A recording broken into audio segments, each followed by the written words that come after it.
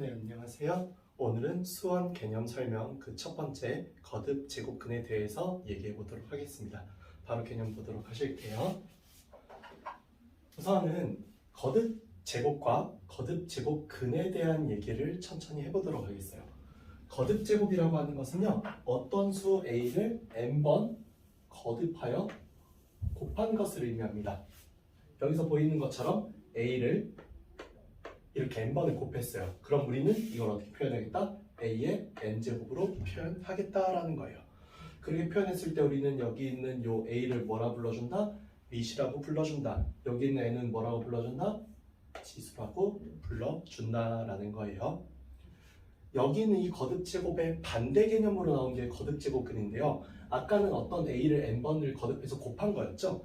이번에는 n제곱을 해야 a가 되는 어떤 수 x에 대한 개념이에요. 즉 얘는 어떤 수 x를 거꾸로 n제곱해야 오히려 a를 구할 수 있는 수라는 거죠. 우리는 이런 수를 x를 a의 n제곱근이라고 불러줄 거고, 추후에 여기에서 배우게 된 내용이지만 실수로서는 간략한 표현으로서는요, 실수 중에서 x는 n제곱근 a다 이렇게 표현하게 될 내용 중 하나이긴 해요.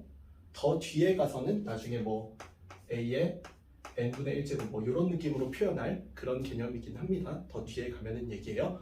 다만 여기서 이 a의 n제곱근은 본래 몇 개가 나온다? n개가 항상 발생합니다. n제곱을 했을 때 n개가 항상 발생한다는 거예요. 근데 이건 어디 범위? 복소수 범위에서 n개가 발생한다라는 거죠.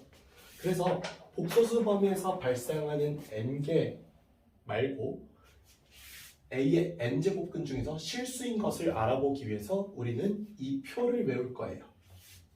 외우실 때 잠깐 영상 멈춰두고 보면서 외우시면 좋겠죠? 우선 내용을 설명하자면은 여기 있는 a의 n제곱근이라는 이 말에는 담겨있는 의미가 x의 n제곱이 a라고 할 때 그때 x 중에서 실수가 되는 값을 의미하는 거예요. x의 n제곱을 a라고 할 때 여기서 n이 짝수이고 a가 양수이면은 여기는 x의 값은 플러스 마이너스 n제곱근 a로 나온다는 겁니다. n이 짝수고 a가 0이면은 x의 값은 0으로 나오고, n이 짝수고 a가 음수라면은 실수 값은 존재할 수 없게 되는 거죠. 이번엔 n이 홀수고 a가 양수, 여기는 n이 홀수, 얘가 양수예요. 그러면은 n제곱근 a가 나오고, n이 홀수고 a가 0이면은 0으로 x값이 나와요. 그리고 n이 홀수고 a가 음수면은 마이너스 n제곱분 마이너스 a 값으로 x가 나오게 된다는 거. 요게 조금 외우기 어려우니까 요거 잘 알아두시면 좋을 것 같아요. 실전 문제를 보자면은 4의 세제곱근 중에서 실수를 구해달라고 했어요. 그럼 이 실수는 어떻게 구한다? 여기 보시면은 4, 여기는 양수죠. 양수의 홀수 제곱근이죠. 그럼 그냥 3 제곱근의 4 이렇게 표현해주면 된다는 거예요. 다음 마이너스 5 음수의 4제곱근 짝수 제곱근이죠. 실수가 있어요? 없어요? 없어요. 그래서 여기는 답이 뭘로 나온다? 답이 없다 라고 나온다라는 거 알아두시면 될 것 같네요. 두 번째로 거듭 제곱근의 성질을 한번 보도록 할게요. 우리 거듭 제곱근의 성질은 a가 양수, b가 양수, mn은 2 이상의 정수일 때만 성립하는 내용이에요. 그래서 우선 첫 번째 n제곱근 a랑 n제곱근 b를 곱하면은 이렇게 통합해서 n제곱근 a를 쓸 수 있다. 마찬가지로 곱셈을 통합할 수 있다면은 나눗셈도 통합할 수 있지요. 세 번째 n제곱근 a에 m제곱하면은 여기는 m제곱 여기로 이렇게 안으로 들어오는 거 보이실 거예요. 이렇게 안으로 들어오는 계산이 된다라는 거. 또한 m제곱근에 n제곱근 한 번 더 하면 이렇게 mn 곱한 제곱근으로 나온다는 거. 그리고 여기 이 둘은 순서 바꿔서 m제곱근에 n제곱근을 n제곱근에 m제곱근으로 바꿔도 상관이 없다라는 거. 순서가 바뀌어도 상관없다라는 거 알아두시면 좋을 것 같네요. 마지막으로 np의 mp는 이렇게 n의 m으로 이렇게 p끼리 마치 뭐 되는 것처럼 p끼리 서로 약분된 결과처럼 이렇게 n제곱근 a의 m제곱으로 나오는 거 확인하실 수 있을 거예요. 이상 여기까지 해서 수원 개념 설명 첫 번째 수업 거듭 제곱근에 대한 수업이었습니다. 감사합니다.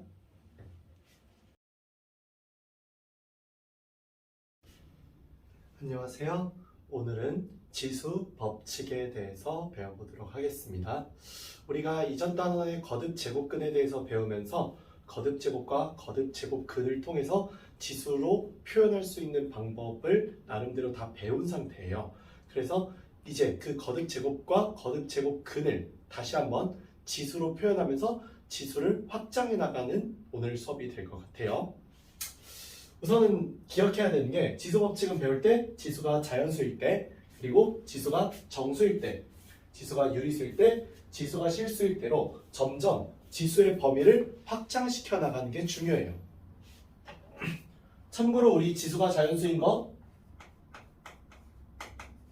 우리 중학교 때 배운 내용이에요. 그래도 오늘 하기 위해서는 이 내용을 알아야 되니까 이 내용부터 천천히 얘기를 해볼게요. A하고 B, 밑은 실수입니다. 그리고 그때 지수는 자연수라고 했어요. 그때 AM제곱 곱하기 AN제곱은 AM 플러스 N제곱이다. AM 나누기 AN제곱은 AM 빼기 N제곱 또는 1 또는 AN-M분의 1이다. 라고 이렇게 나와 있죠. 3번 AM제곱의 N제곱은 A의 MN제곱이라고 할 수 있고 순서 바꿔도 상관없다. A의 N제곱의 M제곱이라 해도 상관없다라는 거죠. 4번 A가 B랑 함께 같이 N제곱 되어 있으면 묶어서 쓸 수 있고요. 나눠져 있어도 묶어서 쓸 수 있다는 겁니다. 단 분모는 0이 되지 않아야겠죠. 이제 여기에서 하나씩 지수를 확장시켜 나가면서 새롭게 배우는 게 있는데요. 우리가 일단 여기서 그래서 이걸 정하고 갈 거예요. 우리 여기 있는 요 1번의 내용 그대로 다시 나오고요. 그대로 다시 나오고요. 그대로 다시 나올 거예요. 그쵸? 그대로 계속 나오는 거 보이죠? 다만 거기에 앞서서 몇몇 가지 숫자를 정의하고 가보자면은 지수가 정수일 때는 밑이 0이 아닌 실수여야만 합니다. 이 이유는 간단한데요. 우리는 0의 0제곱이라는 수를 없는 수로 봅니다. 정의 내릴 수 없는 수예요. 현재. 그래서 우리는 0의 0제곱을 알 수 없기 때문에 밑이 0인 경우는 빼겠습니다. 왜? 지수를 정수로 잡으면 0도 지수로 잡히니까요. 그런 상태에서 본다면 어떤 밑이 있고 어떤 밑이든 상관없이 0제곱은 언제나 항상 1이다라는 거. 그리고 어떤 밑의 마이너스 n제곱은 an제곱의 분의 1이다라고 표현할 수 있다라는 거 알아두면 좋겠죠? 그랬을 때 똑같이 곱셈은 지수끼리의 덧셈이다. 나눗셈은 지수끼리의 뺄셈이다. 거듭제곱은 지수끼리의 곱셈이다. 그리고 A, B가 각각 n제곱 되어 있는 거 통합해서 B분의 A도 통합해서 쓸 수 있다라는 거. 그래서 마치 이렇게 기억해 주시면 좋을 것 같아요. 지수의 뭐다? 얘는 덧셈을 정의한 식이다. 아, 여기가 아니라 이 밑이에요.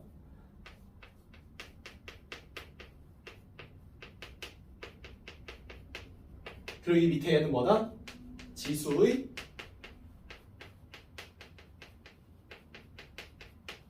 뺄셈을 정의한 식이다. 이 밑에 있는 얘는 뭐예요? 지수의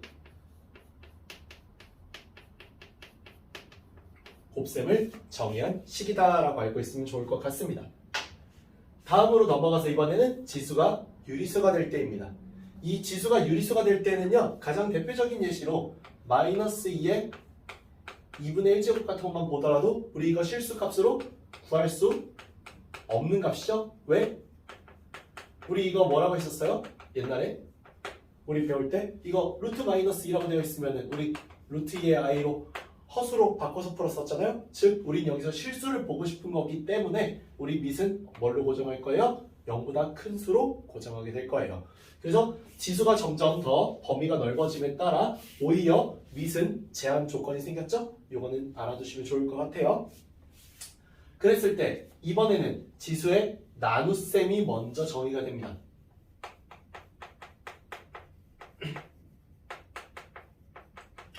지수의 나눗셈이라고 할 수 있는 n분의 1제곱의 지수는 뭐였다? 거듭제곱 근이었다.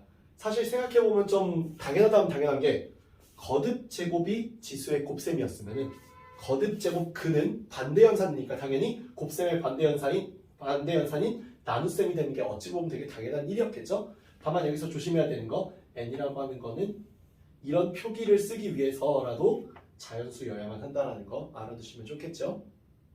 뭐 그 다음 또 뻔해요. 지수의 덧셈, 지수의 뺄셈, 지수의 곱셈 합쳐서 쓰는 게 가능하다. 똑같은 공식 반복됩니다.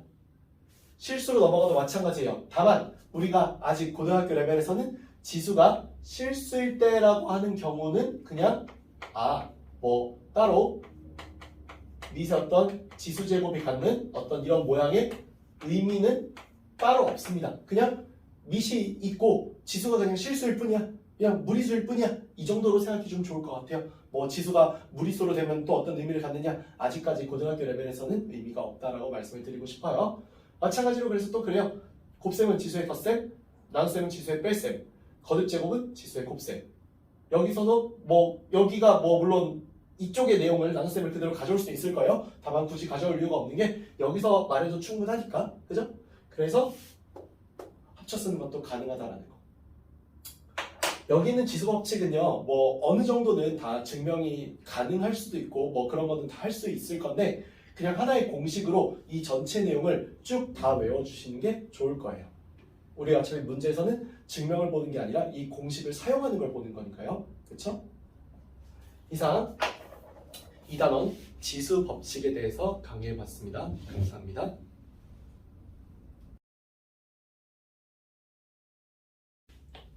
네, 안녕하세요. 오늘은 로그의 정의와 성질에 대해서 설명해 보도록 하겠습니다. 우선은 로그라고 하는 것이 어떤 건지 정의를 내려볼게요. 로그라고 하는 것은 이렇게 만들어졌어요. 우리가 어떤 a에 x제곱을 했어요. 그 값이 n이라고 하는 수로 나왔대요. 우리 이랬을 때 여기 있는 x값, 이 값이 얼마인지 알고 싶어서 만들어낸 것이 로그 값이에요. 가령 예를 들어서 2의 x제곱이 3이다라고 할 때 여기 x값, 이 x값이 궁금하잖아요. 그 x값 어떻게 구해준다고요? 로그의 2를 밑으로 하는 3으로 구해준다. 이런 식으로 구하는 거예요. 그래서 발견된 표현이 바로 x는 로그의 a를 밑으로 하는 n이다 라는 이 표현이에요. 그때 여기는 요 a, 요 녀석을 우리 뭐라 불러준다? 밑이라고 불러준다. 여기는 n을 뭐라 불러준다? 진수라고 불러준다라는 거예요. 이때 이 밑과 진수에는 특정한 조건이 생기게 돼요. 그걸 우리는 밑 조건과 진수 조건이라고 하는데, 밑 조건, 여기는 밑 a는요 0보다 크면서 1이 되어서는 안 됩니다. 이게 밑이 만약에 1이 된다면은 1의 x제곱이 특정 값으로 못 나오게 돼요. 왜냐? 1은 몇 제곱을 하든 항상 언제나 1이 되니까 여기 있는 n이 반드시 1이 되어야만 하고, 또 그랬을 때 x는 얼마가 되든 상관없이 무조건 1의 x제곱은 무조건 1이니까요. 그래서 밑이 1인 경우는 제외한 거예요. 다음, a가 음수인 경우나 0인 경우를 제외한 이유가 뭐냐? 음수의 어떤 제곱이 정의가 안 될 수도 있어요. 우리 앞에서 지수법칙에서도 봐서 알겠지만 예를 들어서 마이너스 2의 2분의 1 제곱 같은 거 이런 거 정의 안 되잖아요. 그쵸? 안 됐잖아요. 그렇기 때문에라도 여기 있는 밑은 반드시 양수여야만 한다라는 거예요. 또 그에 맞게 나오는 여기 진수, 이 진수값도 0보다 커야 되는 게 진수 조건이다 라고 할 수 있겠어요.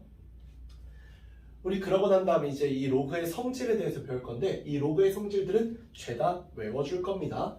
다만 여기서 밑에 해당하는 a는 0보다 크고 1이 되지 않아야 되는 밑 조건을 만족하고, 진수인 bc는 0보다 크다라고 했어요.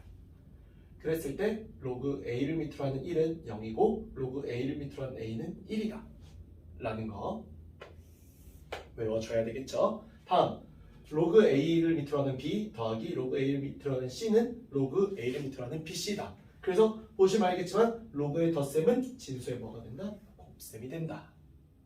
그러면은 덧셈의 역연산인 뺄셈은 나눗셈이 됐겠죠?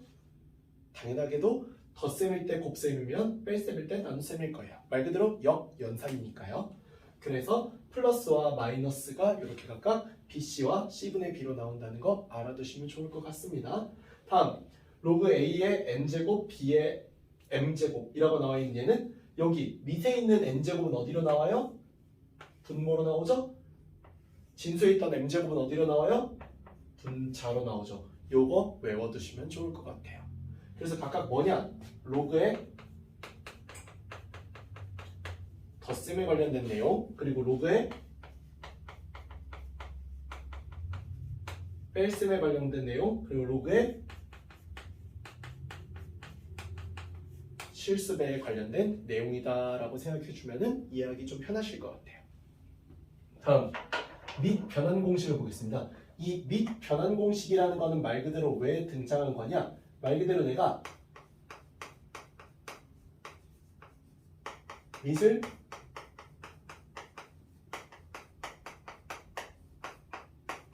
바꾸고 싶을 때 쓰는 공식이에요.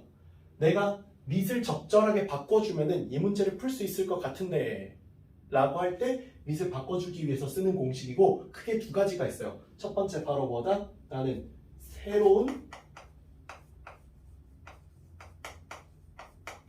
밑을 얻고 싶다라고 할 때 A라는 밑이 어디로 가고 분모의 진수로 가고 B라는 진수가 분자의 진수로 가고 새로운 밑 C가 등장하게 이렇게 밑을 변환하는 방법이 있다라는 거예요. 또 하나 뭐가 있다? 여기처럼 여기는 밑이 어디로? 진수로, 진수가 어디로? 밑으로 가면서 여기는 밑과 진수를 서로 바꿔주는 느낌이죠. 이런 느낌으로 밑변환 공식을 봐주면 외우기도 좋고 실제 써먹을 때도 이런 이유로 써먹는 거니까 알아두시면 좋을 것 같아요. 다음, 이것을 이용한 로그의 말 그대로 여러 가지 성질입니다. 로그 A를 밑으로 하는 B랑요, 로그 B를 밑으로 하는 C는요, 이 계산 결과가 이렇게 손으로 딱 가리면 나오는 이 결과, 로그 A를 밑으로 하는 C, 이렇게 나온다고 생각해 주시면 좋아요. 그러면은 당연하게도 여기도 곱셈에서 가려지면 로그 A를 밑으로 하는 A니까 1이라고 나온다는 것도 이해하기 편하시겠죠? 다음에 여기 밑과 여기 진수는 서로 자리를 바꿀 수 있습니다. 이렇게. 이건 역시 되게 중요한 성질이에요. 그래서 이런 식으로 나와 있다면 여기 있는 A랑 B가 이렇게 자리를 바꾸면서 로그 A를 밑으로 하는 A가 1이 되니까 이 값이 B로 나오는 것도 이해할 만 하겠죠? 여기까지 해서 로그의 정의와 성질에 대해서 오늘 배워봤습니다. 다음 시간에는요, 상용 로그에 대해서 배워보도록 하겠어요. 이상 세 번째 단원 로그의 정의와 성질에 대한 개념 강의였습니다. 감사합니다.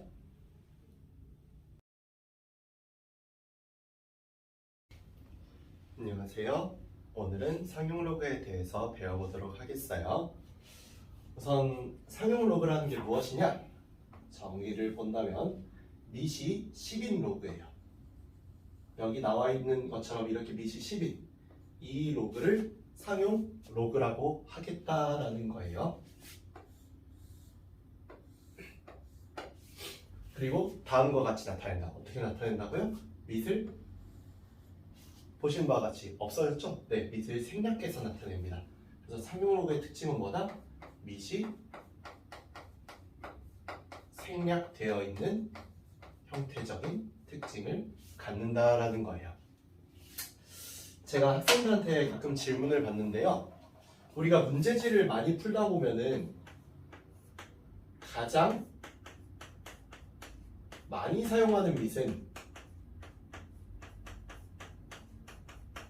사실은 이런 로그죠. 밑이 2인 로그. 문제를 풀다 보면 사실 제일 많이 나오는 걸 골라보라고 한다면은 밑이 2인 로그일 거예요. 그래서 말 그대로 상용 로그가 항상 사용하는 로그라는 뜻이거든요. 그러니까 일상적으로 가장 많이 쓰는 로그라는 뜻으로도 받아들일 수가 있을 것 같거든요. 그럼 왜 하필 밑이 10인 로그를 고른 거냐라고 한다면은 왜 우리처럼 고등학교에서는 이 밑이 2인 로그를 진짜 많이 쓰는데 왜 밑이 10인 로그를 상용 로그라고 했느냐? 나 실제 문제서든 뭐든 밑이 10인 로그 잘 못 봤다 라고 하실 수도 있는데, 왜 상용 로그가 밑이 10인 로그가 된 거냐면은 우리가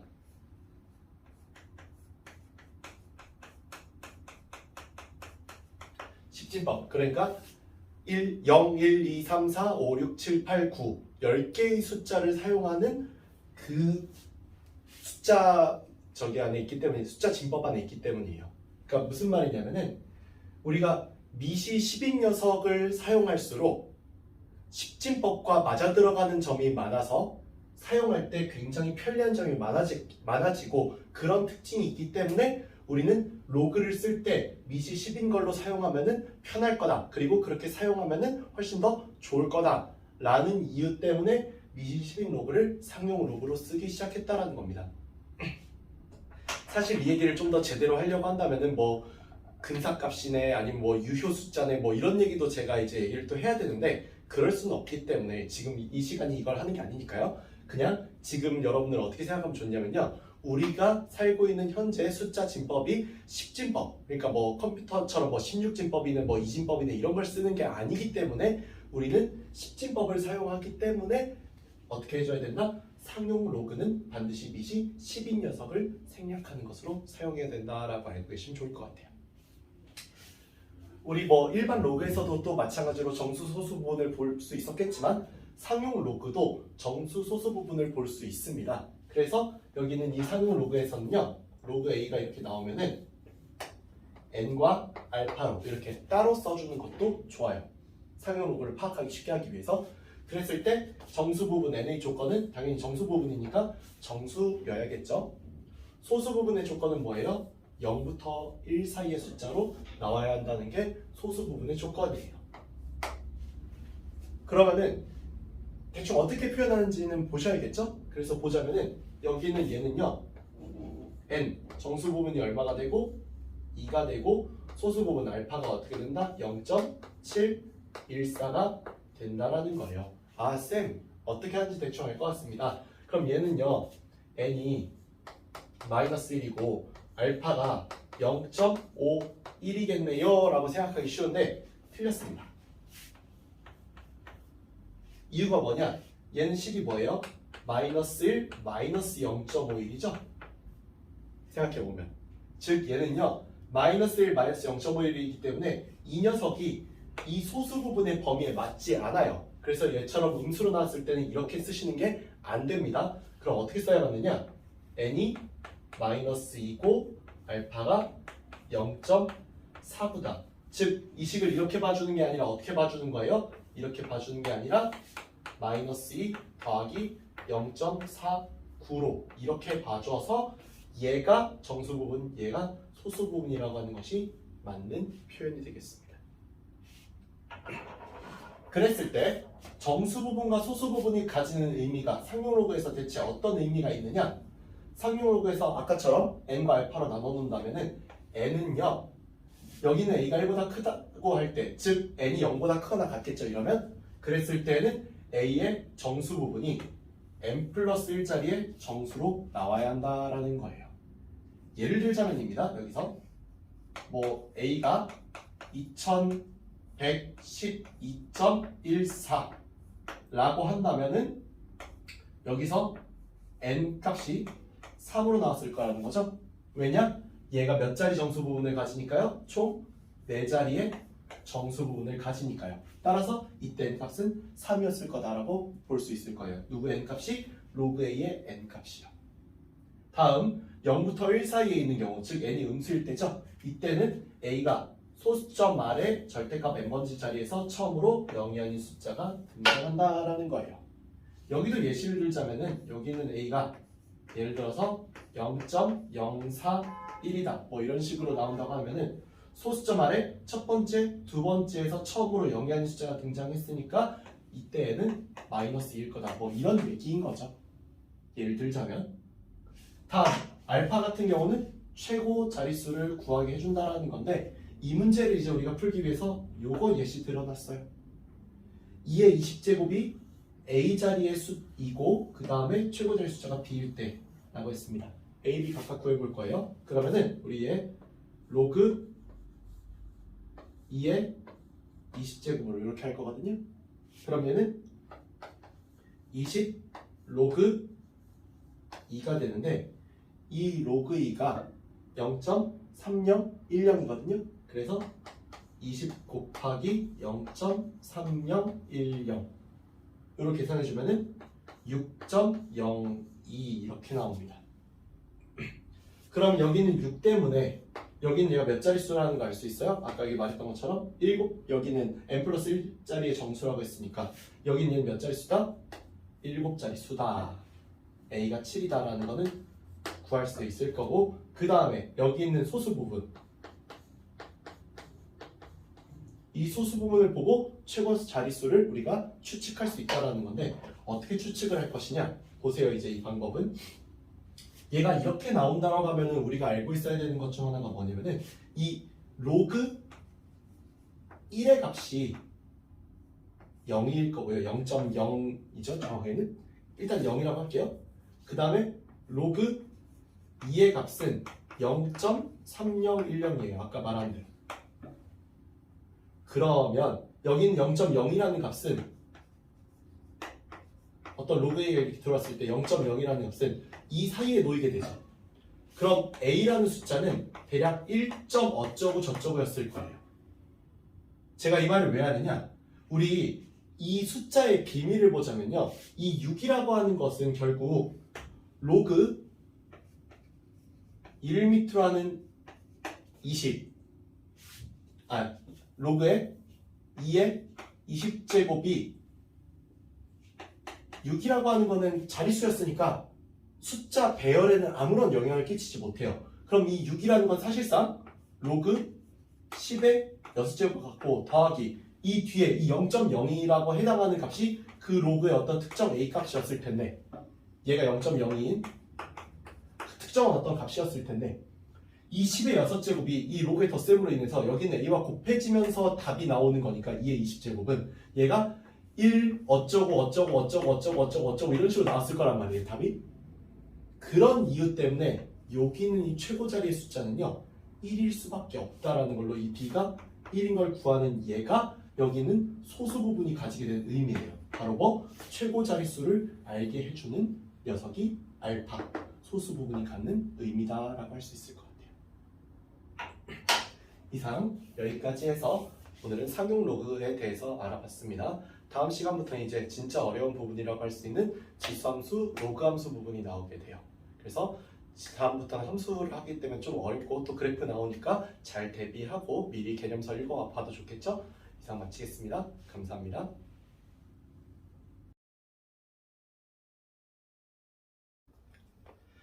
안녕하세요. 오늘은 지수함수의 그래프에 대해서 배워보도록 하겠습니다. 우선 가장 기본 그래프라고 할 수 있는 첫 번째 지수함수 y는 a의 x제곱 그래프를 보도록 하겠어요. 여기서 이 그래프 두 개로 나눠놨는데요. 빨간색 그래프 a가 1보다 클 때예요. 여기는 파란색 그래프는 0부터 1 사이일 때고요. 각자 특징을 보자면 일단 정의역이 실수예요. 실수 전체 범위에서 x값을 갖습니다. 그리고 그때 y값은 0보다 큰 값만을 갖는다. y는 0보다 큰 것을 치역으로 갖는다라는 거죠. 두 번째, 점근선이 뭐다? x축, 바로 여기 있는 y는 0이라고 하는 이 녀석이 점근선이다라는 거예요. 그 다음에 지나가는 점은 0,1, 1,a. 그러니까 여기 겹치는 이 부분 있죠? 이 부분은 0,1이라는 점이더라라는 거고요. 각자 1,2가 여기가 1,2, 뭐 여기가 1,2 이런 식으로 나온다는 거죠. 그래서 두 개의 점을 지나간다라는 걸 알 수 있고, a가 1보다 큰 빨간색의 경우는 증가함수, 0부터 1 사이인 파란색의 경우는 감소함수라는 것을 볼 수 있죠. 또 특징적인 게 어떤 게 있느냐? 여기 보시면 아시겠지만 빨간색 y는 3x제곱하고 y는 2x제곱 하얀색 그래프를 비교해 보시면 아시겠지만 여기서 이 경우에서 보시면 어때요? 얘는 a가 커질수록 그래프가 어떻게 됩니까? 더 가팔라진다는 사실을 알 수 있죠? 얘는 그에 대해서 반대지 않습니까? 2분의 1보다 3분의 1이 더 작은 값이죠? 3분의 1이? 그런데 3분의 1 x제곱이 더 가파르죠? 그래서 이때는 반대로 a가 작아질수록 오히려 그래프가 가팔라지는 특징을 알 수 있다라는 거예요. 그래서 지수함수에 대한 이 특징들, 가장 기본적 특징이니까 알아두시면 좋겠죠. 두 번째, 지수함수를 이동시키는 걸 볼 거예요. 평행이동, x축 방향으로 p만큼, y축 방향으로 q만큼의 이동을 했죠. 그랬을 때 y는 ax제곱은 y는 ax 빼기 p 더하기 q로 이동하는 거 확인하실 수 있을 거예요. 다음 대칭이동. x축에 대해서 대칭이동 시키면은 이렇게 앞에 마이너스 생기는 거 보실 수 있을 거고요. 이렇게. 다음 y축에 대해서 대칭이동 시키면 얘가 어떻게 이동된다? 이렇게 된다. 원점에 대해서는 얘가 어떻게 된다? 이렇게 된다. 다음 y는 x에 대한 대칭이동은 이렇게 된다는 거죠. 요거에 대한 자세한 내용은 1학년 때 배운 대칭이동 살펴보시면 좀 더 제대로 알 수 있을 거예요. 그래서 평행이동과 대칭이동의 결과로 우리가 만나게 되는 그래프는 총 두 가지입니다. 첫 번째가 이 경우, 두 번째가 이 경우죠. 첫 번째 경우부터 볼게요. 얘 같은 경우 a가 1보다 클 때는 이런 빨간색 모양의 그래프, 0부터 1 사이일 때는 이런 파란색 모양의 그래프예요. 정의역은 실수 전체인 건 여전하고요. 치역이 이번에는 y가 q보다 크다, 위쪽이다 라는 겁니다. 이 점근선은 아까 전에 y는 0이었던 게 평행 이동의 결과로서 y는 q로 이동해 있는 걸 볼 수 있을 거예요. 그 다음에 지나간 점도 원래 0,1, 1,a였는데 여기 있는 p, q 플러스 1, p 플러스 1, q 플러스 a로 옮겨져 있는 거 확인하실 수 있을 겁니다. 아, 그리고요. 여기는 얘 여전히 이거 증가함수고요. 이거 감소함수겠죠? 잘 알아두시면 좋을 것 같아요. 아까 전에 여기서 증가함수 감소함수인 성질 그대로 이어받았죠? 다음 4번 내용 보겠습니다. y는 마이너스 a x 빼기 p 더하기 q. 이거 같은 경우는요. 정의역은 실수인데 치역은 y가 이번에는 아까랑 다르죠? 어때요? 이번에는 그래프가 이렇게 아래쪽으로 나오기 때문에 q보다 작다로 나오게 돼요. 그리고 이 빨간색 그래프가 a가 1보다 클 때 파란색 그래프가 0부터 1 사이일 때죠. 점근선 똑같이 y는 q입니다. 대칭이동 하더라도 달라지진 않는다는 거죠. 다음 지나가는 점이 본래 0,1이었던 점이 아까처럼 x축에 대해서 대칭이동이 되게 되면은 원래 0,-1로 오게 되거든요. 그 0,-1로 온 것을 pq만큼 또 평행이동을 시켰으니까 여기 있는 점으로 바뀐 거고 마찬가지 이유로 1,-a로 바뀐 점이 평행이동하니까 p 플러스 1, q-a로 바뀐 거 확인하실 수 있을 거예요. 그래서 여기 있는 얘 보시면은 얘가 오히려 반대로 증가함수가 되고 오히려 반대로 a가 1보다 클 때는 감소함수가 돼서 아까 이 경우와는 반대로 뒤집힌 거 볼 수 있지요. 그래서 요 두 개는요 여러분들 따로 지금 요거 잠깐 멈춰놓고 외워두셔도 좋아요. 워낙에 자주 쓸 거기 때문에 우리 이거 그냥 외워서 딱딱딱 문제에 대응하면 상당히 빠르게 문제에 대응하실 수 있을 거예요. 이상은 여기까지 해서 지수함수의 그래프에 대해서 배워봤습니다. 다음 시간은 지수함수 활용하는 것에 대해서 배워볼게요. 감사합니다.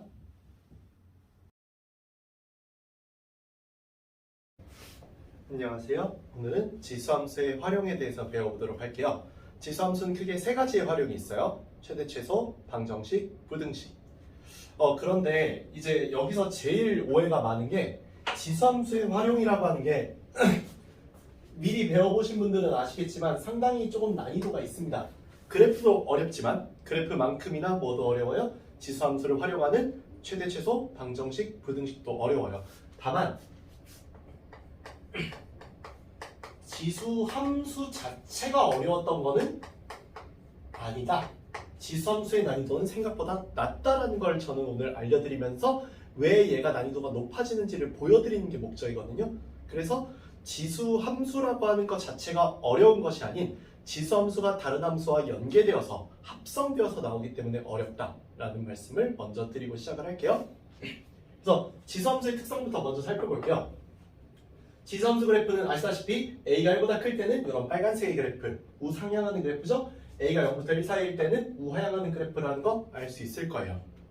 그러면 특정한 x의 범위가 주어졌을 때 지수함수가 있다면은 a가 1보다 컸다, 즉 미시 1보다 컸다 하면 x가 알파일 때 최소값 f알파, x가 베타일 때 최대값 f베타를 갖는다는 지수함수의 특성이 있죠. 뭐 당연한 거죠. 여기가 알파, 여기가 베타라고 하는 x값을 갖는다고 생각하면 생각보다 상당히 쉽죠? 마찬가지예요. 반대로 0부터 1 사이일 때의 밑을 갖는다면 누가? fx가 그렇다면 x가 알파에서 최대값 f알파, x가 베타에서 최소값 f베타를 갖는다는 것은 또 마찬가지로 똑같이 아까처럼 여기 알파, 여기 베타 그려보면은 상당히 당연한 논리가 될 거죠. 다음 세 번째. fx는 그래프에서 보시는 바와 같이 단조 증가 언제? a가 1보다 클 때 또는 단조 감소죠. 언제? 0부터 a가 1 사이일 때.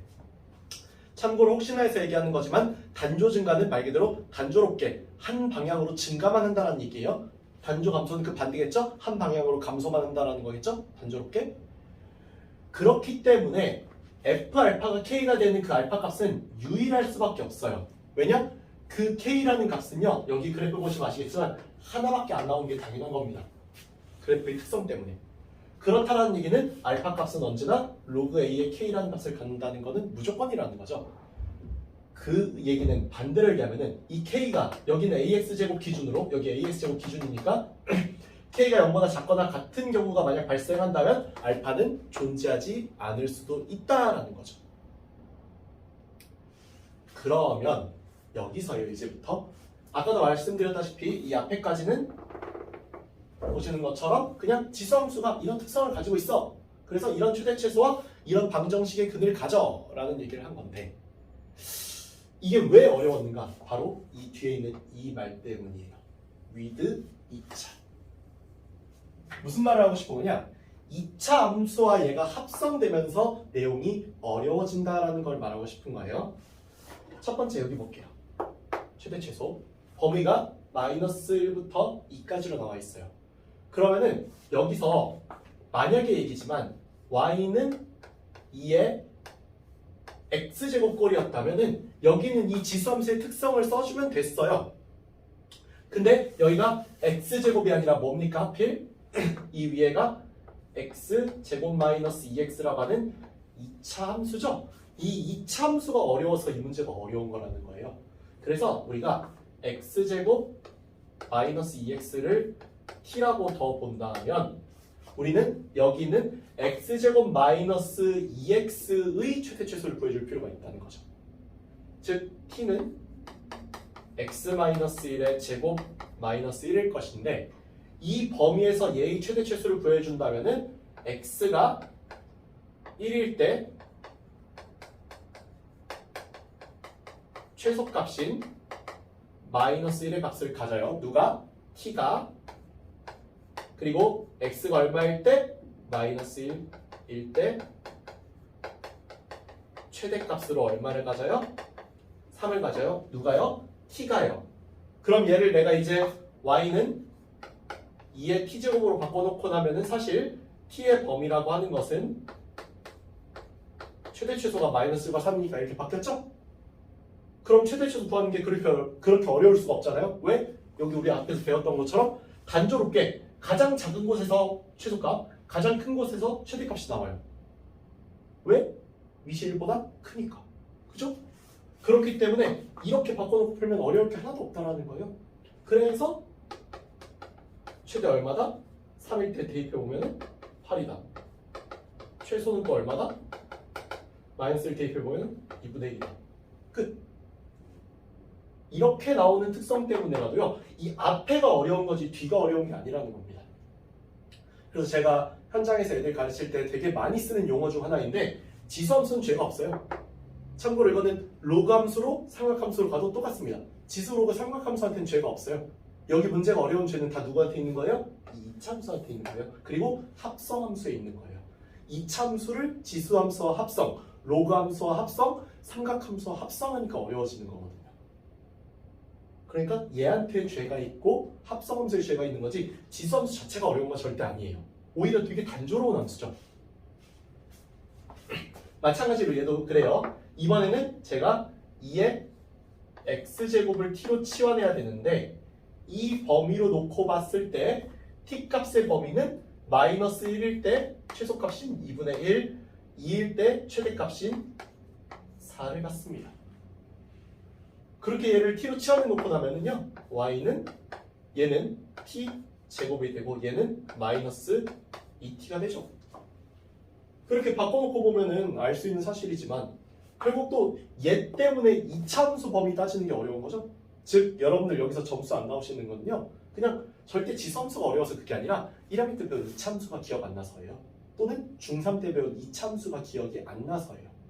그렇기 때문에 지수함수에서 점수 안 나올 때 또는 이 함수 쪽에 점수가 안 나올 때 이쪽 부분만 잡고 있는 게 아니라 그냥 예전에 배웠던 이차함수 또는 합성함수 쪽에서 그 원인을 찾으셔야 돼요. 보통 지수함수 자체가 어려워서 점수가 안 나온 경우는 굉장히 듭니다. 보통은 이차함수에 그 원인이 있다라는 거. 그래서 여기 있는 얘는 t-1의 제곱 마이너스 1 이렇게 되니까 이 범위에 맞게 본다면은 최소는 1일 때 나오죠? 마이너스 1 최대는 4일 때 나오죠? 8 이렇게 나오는 문제라는 겁니다. 이거 지수 방정식, 지수 부등식으로 가도 똑같아요. 내용은. 왜냐? 지수 방정식, 지수 부등식에서도 여기 보시면은 이렇게 나와 있는 거에서 얘가 짜증나는 거죠. 얘가. 왜? 여기는 8을 뭐로 바꿔주면 되니까 2의 세제곱으로 바꿔주면 되니까. 그러면은 밑이 1보다 컸기 때문에 여기는 x제곱 마이너스 2x랑 3은 그냥 직접적으로 이렇게 밑이 똑같기 때문에 이렇게 비교해도 되잖아요. 그러면은 이 문제가 어려운 이유는 다시 말하지만 또 누구한테 있어요? 네, 2차 부등식에게 있어요. 내가 이 문제를 못 풀었다면 사실상 2차 부등식 때문에 못 푸는 거지 지수함수 때문에 못 푸는 게 아니라는 거죠. 그래서 여기는 계산 어떻게 되느냐? x 플러스 1, x 빼기 3이 0보다 작거나 같다 이렇게 되니까 마이너스 1, x 3 사이로 나온다라고 이렇게 나오게 되겠죠? 혹시 여기 이 내용 이해 안 되시면은 2차 부등식 강의 보고 오셔야 돼요. 알겠죠? 다음에 여기도 마찬가지예요. 내가 2의 x제곱을 t로 바꿔놓고 보면은 여기 세상 편하죠? t제곱 마이너스 2t 이퀄 3이다. 그래. 그러면은 t제곱 마이너스 2t 마이너스 3은 0이다. t 마이너스 3 t 플러스 1은 0이다. t는 3 또는 t는 마이너스 1이라고 나온다. 좋아요. 이렇게 나왔으니까 그런데요. 여기서 유일하게 한 가지 죄가 생겨요. 이 친구한테. 어떤 죄가 생깁니까? 이 2의 x제곱으로 t를 바꿔놓고 나면 이 t는 반드시 양수여야 한다는 t의 범위가 생깁니다. 이 t의 범위 때문에 t가 양수가 아닌 값은 제거해줘야 돼요. 이건 좀 어려울 수 있어요. 순간적으로 또는 어렵다기보다는 놓칠 수 있어요. 순간적으로 놓칠 수 있기 때문에 이거 하나는 얘가 잘못한 게 맞아요. 지수함수가. 근데 그거 제외해놓고 나면은 사실상 2차 방정식 못 풀어서 2차 부등식 못 풀어서 2차 함수 못 풀어서가 더 큰 이유예요. 즉 내가 1학년 때 공부를 안 했거나 공부했던 게 기억이 안 나면은 여기서 공부를 잘할 수는 없다는 거죠. 그래서 그런 거예요. 따라서 여기는 얘가 양수인 t가 3이라고 한다면은 2의 x제곱이 3이니까 x는 로그 1mm만은 3이겠죠? 여기까지 해서 오늘 지수함수의 활용에 대해서 배워봤는데 다시 한번 말씀드립니다. 최대 최소랑 지수 부등식이 어려운 이유는 누구 때문이라고요? 여기 있는 지수함수 때문이다? 아니요. 2차 함수 때문이다. 절대 지수함수는 죄가 없어요. 2차 함수한테 가장 큰 이유가 있는 거예요. 이상 마무리하겠습니다. 감사합니다.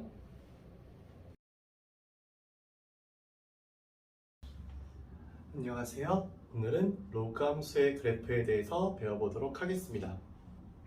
우선 로그 함수 그래프에서 우리가 로그 함수라는 게 어떤 함수냐? 이렇게 생긴 y는 로그 a를 밑으로 하는 x다라는 요 함수라는 것부터 먼저 파악을 할게요. 그리고 그때 밑은 당연히 0보다 크고 1은 되지 말아야겠죠. 그렇게 되면 그래프가 a가 1보다 클 때는 이런 빨간색 그래프, 0부터 1 사이에 밑을 가질 때는 파란색 그래프를 갖는 걸 확인할 수 있어요. 정보를 본다면 정의역은 x가 0보다 클 때, 그러니까 x값은 양수로만 나온다는 거죠. 그에 따른 치역은 실수로 나온다는 거 알 수 있어요. 또한 우리 지수함수가 그려했던 로그 함수 점근선 존재하는데 점근선 이번엔 뭐다? y축, 즉 x는 0이다 라는 걸 알 수 있을 거고 지나가는 점이 지난번엔 0,1이었죠? 이번에는 1,0 그리고 또 어디 지나간다? a,1 지나간다 확인할 수 있고 a가 1보다 클 때는 증가함수 보시다시피 빨간색 우상향하죠? 반대로 파란색 감소할 a가 0부터 1 사이일 때는 감소함수 우하향하죠? 그래서 이렇게 증가 감소함수로 나온다는 거. 또 하나 여기 밑이 1보다 클 때는 밑이 커질수록 그래프가 더 어떻게 돼요? X축 쪽으로 붙어가게 되죠? 더 완만해집니다. 그래프가. 반대로 0부터 1 사이에 밑을 가졌을 때는 어떻습니까?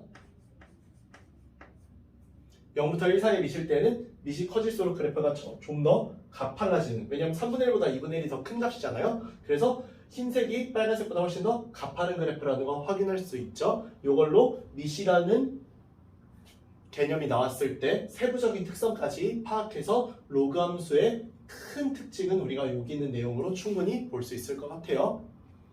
이 로그 함수가 이동을 할 건데 평행이동과 대칭이동 두 개를 볼 거예요. 먼저 평행이동, x축 방향으로 p만큼, y축 방향으로 q만큼의 평행이동이라는 뜻이죠. 그렇게 이동을 하면은 y는 로그 a를 밑으로 한 x가 y는 로그 a를 밑으로 하는 x 빼기 p 더하기 q라고 이렇게 나온다는 거 확인할 수 있다는 거.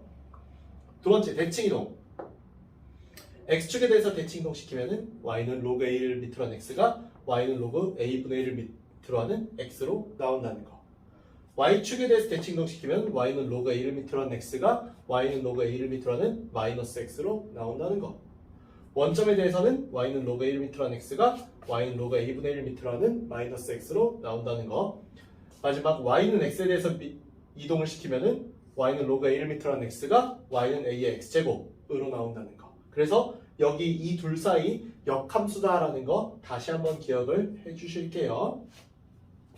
다음, y는 로그 a를 밑으로 한 x 빼기 p 더하기 q라고 이렇게 나와 있는 이 그래프를 보면은 x는 p라고 하는 점근선을 가진 상태로 a가 1보다 클 때는 이런 빨간색 그래프, 0부터 1 사이일 때는 이런 파란색 그래프 나오는 거 확인하실 수 있을 거예요. 그리고 이 그래프는 어떤 그래프에? 이 그래프의 평행이동 그래프죠. 그래서 정역이 0보다 크다 해서 뭐보다 크다로 p보다 크다로 바뀌었고 치역은 실수 그대로죠. 점근선도 그래서 x는 0에서 뭘로 바뀌었어요? x는 p로 바뀌었죠. 그리고 지나가는 점이 1,0에서 p 플러스 1,q, a,1에서 p 플러스 a, q 플러스 1로 바뀐 거 확인하실 수 있을 거예요. 두 번째, 이번에는 y는 로그 a를 밑으로 하는 마이너스 x 더하기 p 더하기 q에 대해서 한번 보도록 할게요. 얘 같은 경우는 정역이 반대로 어때요? 여기와 달리 아까는 얘가 p보다 이렇게 컸었는데 이번엔 p보다 작은 쪽이죠?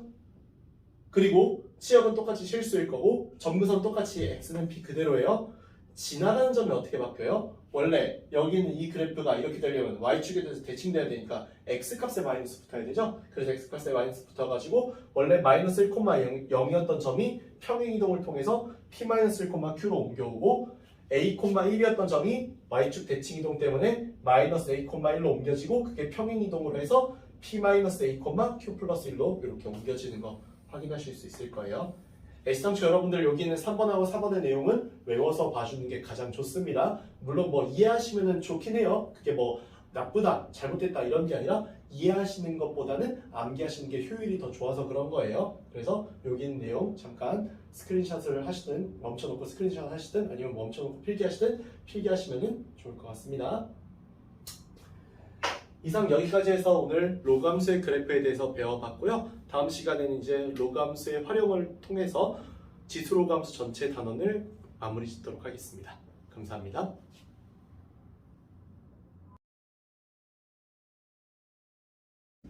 네, 안녕하세요.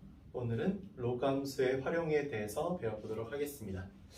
우선 로그 함수의 특성을 보자면은 로그 함수는 보시는 바와 같이 a가 1보다 클 때 이렇게 빨간색 그래프처럼 우상향하고 0부터 1 사이일 때는 파란색 그래프처럼 이렇게 우하향하고 여기 점근선을 가지고 있는 그러한 그래프예요. 그러다 보니까 알파부터 베타까지를 하는 범위를 잡았을 때 예를 들어서 여기 있는 여기가 x가 알파일 때다, 여기가 x가 베타일 때다 라는 것으로 y값을 보시면 아시겠지만 x가 알파일 때 최소값 f 알파, x가 베타일 때 최대값 f 베타를 갖는다라는 걸 알 수 있어요. 언제요? a가 1보다 클 때요.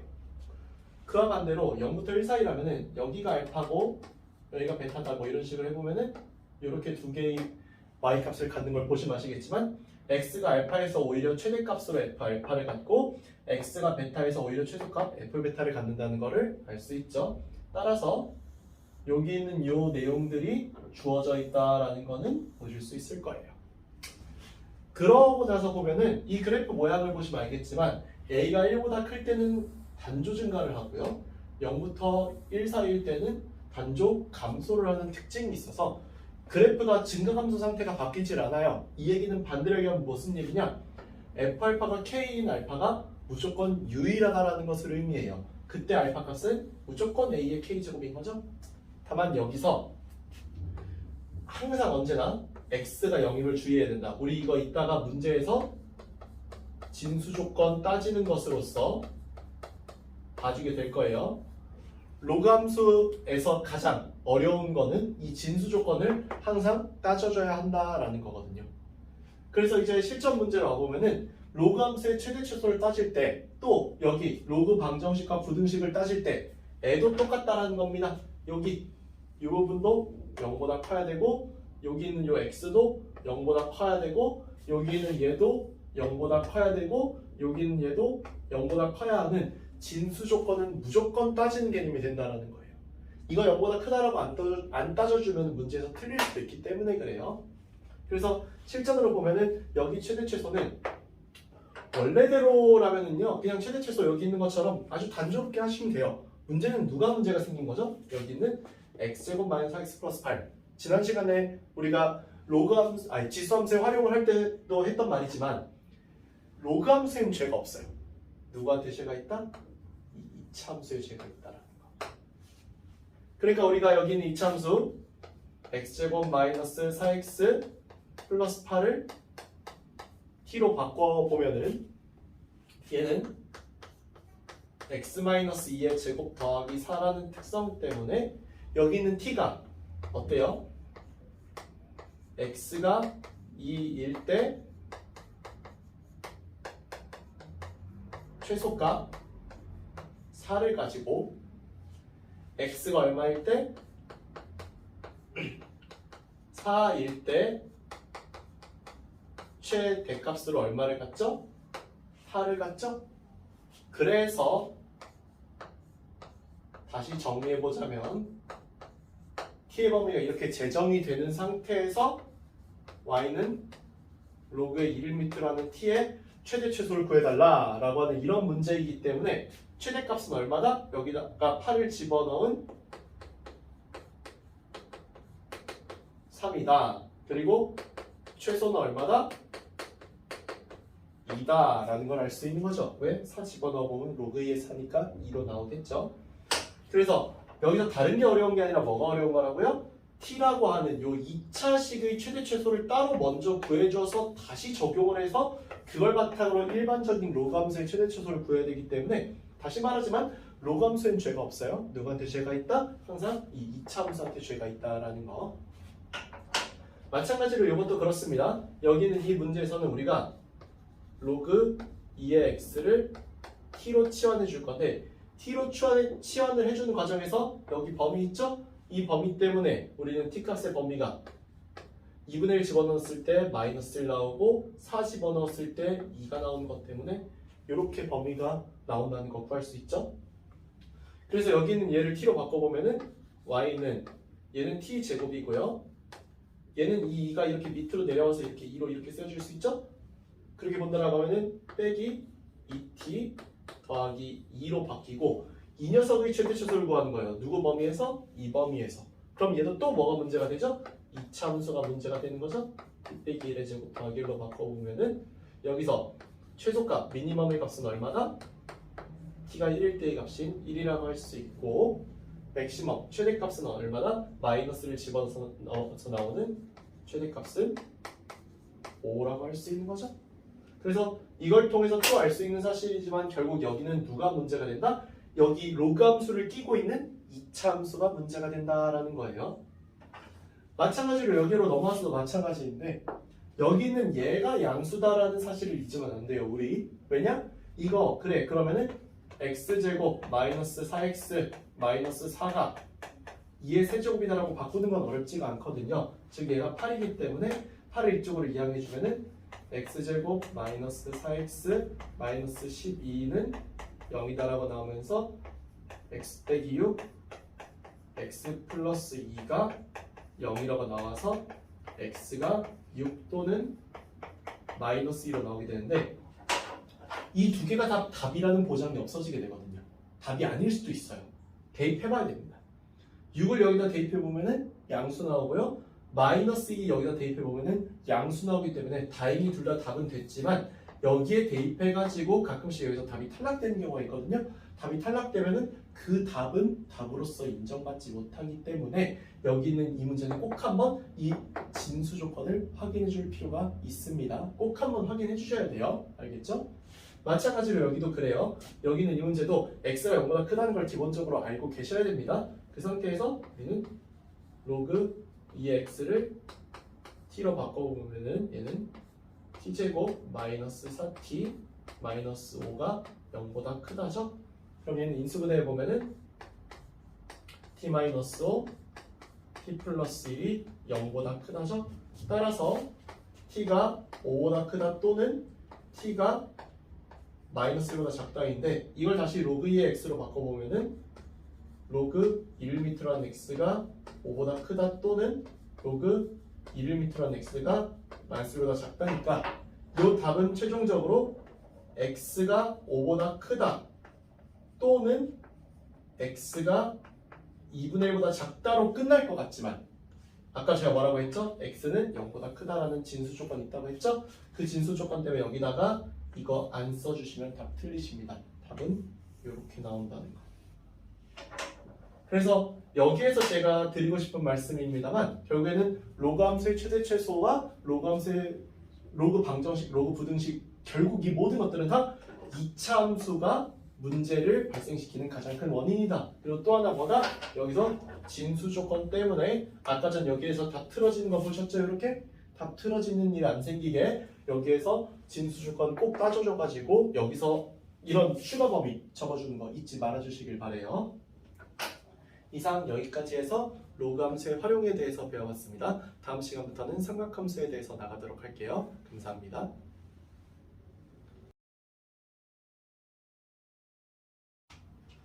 네, 안녕하세요. 오늘은 일반각과 호도법에 대해서 배워보도록 하겠습니다.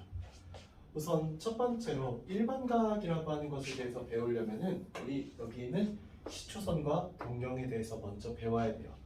여기 이렇게 있는 요 선을 우리가 시초선이라고 하는데 이 시초선이라는 건 어떤 선이냐? 각의 어떤 기준이 되는 선으로서 얘는 절대 움직이지 않고 고정되어 있는 선입니다. 절대 움직이지 않고 고정되어 있는 고정선으로서 이 선을 기준으로 해서 각을 재는 거다인데 그랬을 때 요 시초선을 기준으로 식의 반대 방향으로 나아가는 것은 양의 방향이 되고요. 시초선을 기준으로 시계 방향으로 도는 것은 음의 방향이 된다라고 알아두시면 되겠어요. 이 과정에서 이제 동경, 그러니까 움직이는 선이 발생하게 되는데 이 움직이는 선은 저 모를 기준으로 여기서 이렇게 시초선에서부터 출발해서 회전을 하는 선을 의미합니다. 이렇게 회전을 하게 되면서 저 모를 기준으로 해서 나오는 이런 OX 같은 선을 우리는 동경이라고 불러주게 된다라는 거예요. 그랬을 때 시초선 OP와 동경 OX가 이루는 회전하는 정도를 우리는 각이라고 불러줘서 이 사이에 이 벌어진 정도를 우리는 각이라고 불러주겠다는 거예요. 그랬을 때 일반각이라고 하는 개념은 바로 뭐냐? 우리가 그동안 각이라고 하는 거는 이렇게 표시를 해왔기 때문에 0도부터 360도까지 표시한 게 전부였어요. 이 각을 0도부터 360도라고 하는 기존 범위에서 해방시키는 방법으로 일반각이라는 개념은 뭐냐? 얘가 몇 바퀴를 돌아서 여기를 왔을지 우리는 모른다라는 거예요. 즉 얼핏 보기에는 여기서 여기까지 그냥 이렇게 한 번에 온 것 같지만 한 바퀴 돌아서 이렇게 왔을 수도 있고 두 바퀴 돌아서 왔을 수도 있고 몇 바퀴 돌았는지 나는 모른다는 거죠. 그래서 이 각의 크기를 세타도라고 한다면 얘를 세타도라고 표시하는 게 아니라 뭐라 표시해야 된다? 이 각은 반드시 360도 곱하기 n 더하기 세타도. 이때 이 360도 곱하기 n이 하는 역할이 바로 뭐다? 회전 바퀴 수를 의미하는 거다. 그러니까 회전 바퀴 수에 따라서 한 바퀴 돌면은 360도만큼 더해지는 거고 두 바퀴 돌면은 720도, 세 바퀴 돌면은 1080도 이런 식으로 더해지고 거꾸로 회전에 따라가면 마이너스 360도, 마이너스 720도 이렇게 계산되는 것이 바로 여기 있는 일반 각이다라는 거죠. 그래서 우리는 여기 있는 이 각을 일반 각으로서 0도부터 360도까지의 각에서 실수 전체의 범위로 해방을 시키는 것이 일반 각의 목적이다라는 거예요. 그 다음에 4분면의 각이라는 건 뭐냐? 1사분면에 있는 각은 일반 각으로 표현했을 때 360도 곱하기 n은 무조건 붙고요. 0도부터 90도 사이라는 건데 이게 왜 그러냐면 여기는 이 선이 0도 선이고요. 여기 선이 90도 선, 여기는 이쪽 선이 180도 선, 여기는 요 각이 270도 선이기 때문이에요. 이 각 선 사이를 왔다 갔다 하는 각이기 때문에 1사분면 각은 0도부터 90도, 2사분면 각은 90도부터 180도, 3사분면 각은 180도부터 270도, 제4사분면 각은 270도부터 360도, 다시 0도로 돌아오는 각이더라 라는 거죠. 그래서 이렇게 우리가 표현한 4개의 각이 각각 이런 범위를 갖는다라는 걸 알아두면 좋겠고요. 다음, 이번엔 동경이 2개가 있을 때 두 동경의 위치 관계를 보겠다라는 건데 동경에 대한 두 각을 알파, 베타라고 했어요. 근데 만약에 2개의 동경이 일치한다. 그림으로 보면 이런 느낌이죠. 어떤 동경 하나가 이렇게 빨간색으로 이렇게 있었으면은 파란색 동경은 이렇게 완벽하게 일치하게 있는 이런 과정이죠. 이 경우는 두 동경을 나타내는 각 알파와 베타를 뺐을 때 그 값이 바퀴수 360도 곱하기 n만 남는다는 거죠. 두 동경이 이번에 원점 대칭을 한다라고 하면은 하나가 이렇게 빨간색으로 이렇게 있으면은 나머지 하나가 파란색으로 원점 대칭 반대편에 이렇게 존재하는 거죠. 요 각의 특징은 둘을 뺐을 때 360도 곱하기 n 더하기 180도다라는 거죠. 다음 x축에 대해서 대칭이라면은 하나가 이렇게 되어 있으면은 나머지 하나는 이렇게 되어 있는 것으로서 두 동경을 더하게 되면은 360도 곱하기 n이라고 하는 한 바퀴가 나온다라는 거죠. 왜냐? 여기가 세타일 때 여기가 마이너스 세타니까 어찌 보면 당연한 결과인 거예요. 그죠?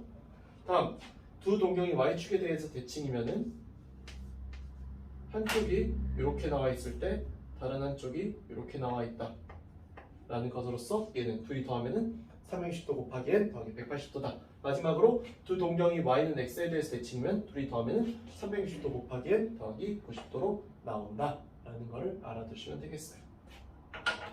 다음 호도법이라는 걸 배울 건데 요번 이 제가 단원명으로 잡은 것도 일반각과 호도법이기도 하지만 실제로 일반각에 대해서 이렇게 배우면서 이제 나오는 게 바로 뭐냐면은 호도법의 필요성이에요. 호도법이 왜 필요하냐면 첫 번째로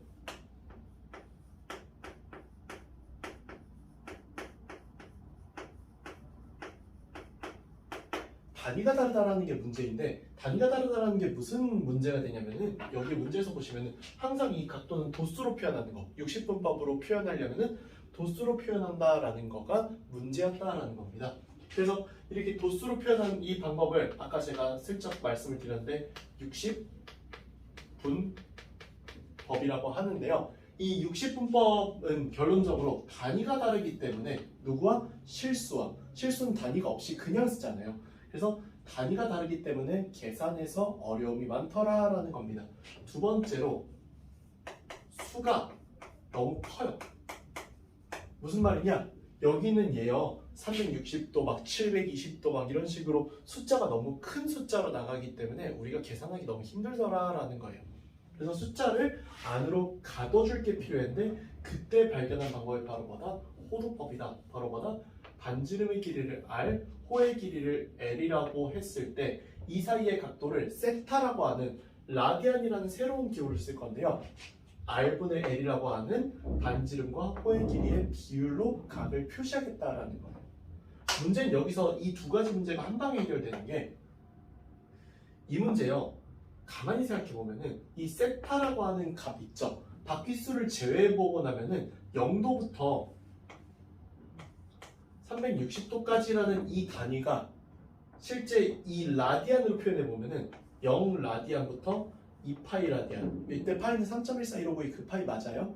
그러면은 이 값을 비교해 보면은 0부터 360도까지라고 하는 이 구성이 즉 세 자릿수까지 나가는 구성이 0부터 6점 얼마까지라고 하는 겨우 한 자릿수에서 왔다 갔다 하는 구성으로 값이 바뀐다는 거니까 값이 얼마나 작아지는지 확인할 수 있지 않냐라는 거죠. 또한 여긴 도수라고 쓰고 여기도 원래 라디안이라고 쓰는 게 맞아요. 근데 문제는 뭡니까? 라디안이라고 하는 것은 길이분의 길이기 때문에 본래 네, 여기는 얘 뭐가 없어요? 단위가 없어요. 왜? 단위로 안 불러도 됩니다. 그냥 우리가 부르기가 애매하니까 라디안이라고 붙여준 거지, 라디안이라는 단위 안 붙여도 큰 문제 안 생긴다라는 거죠. 이 얘기를 반대로 얘기하면 R분의 L이라고 하는 이 순수한 크기, 길이 값으로서 세타라는 값을 나타냈기 때문에 단위가 없이 그냥 0하고 2파이라는 실수로 각을 표현할 수 있다는 거예요. 이게 나중에 뒤에서 배울 삼각함수나 그런 데에서는 굉장히 요긴하게 쓰일 수 있기 때문에 이 두 가지 문제점을 한 방에 해결해 주는 게 바로 호도법이라는 개념이다라는 거예요. 그래서 핵심은 뭐냐? 일반각이 되면서 각이 점점 커지는 것에 대응하기 위해 점점 커지는 각을 좀 더 작게 표현할 수 있는 호도법을 쓰기 시작했다라는 게 여기 내용의 핵심이겠죠. 그래서 우리는 바꾸는 단위가 뭐냐? 1도를 뭘로 바꾼다? 180분의 파이 라디안이라고 바꾼다. 예를 들어서예요. 75도는 180분의 파이 라디안 곱하기 75를 하는 거다라는 거죠. 왜? 1도가 180분의 파이 라디안이니까요. 그러면 이 계산을 해보면은 여기는 이 계산값이 12분의 5 파이라고 나오면서 75도를 12분의 5 파이 라디안으로 바꿀 수 있다라는 거죠. 또 반대로 혹시 라디안을 파이로 바꾸고, 라디안을 각도 60분법으로 바꾸고 싶다면은 1라디안은 파이분의 180도라고 바꿔주면 된다라는 거를 기억해 주시면 될 것 같아요. 또한 이렇게 했을 때 부채꼴의 호의 길이와 넓이는 이렇게 정의된다는 건데, 여기 호의 길이 L은 뭐와 같다? R세타. R이라는 각과 세타라고 하는 라디안으로 표시된 각도로 곱해줘서 표현해도 된다라는 거죠. 다음 넓이 S는 2분의 1 RL 또는 2분의 1 R제곱세타와 같다라는 거 외워주시면 되겠죠? 이상 여기까지 해서 일반각과 호도법에 대해서 오늘 배웠는데, 여기 배운 오늘 이 내용은 앞으로 우리가 쭉 배워나갈 삼각함수의 가장 기초와 근간되는 내용이기 때문에 오늘 배운 이 수업 여러 번 복습해서 보셔야 삼각함수 이해하실 때 조금 도움 될 거예요. 특히 여기는 요 호도법 표현과 여기 있는 일반각 표현, 그리고 그 사분면에 따른 표현들을 잘 기억해 두시면 되겠습니다. 그래서 다음 시간부터는 삼각함수 나가겠고요. 이상 마무리하겠습니다. 감사합니다.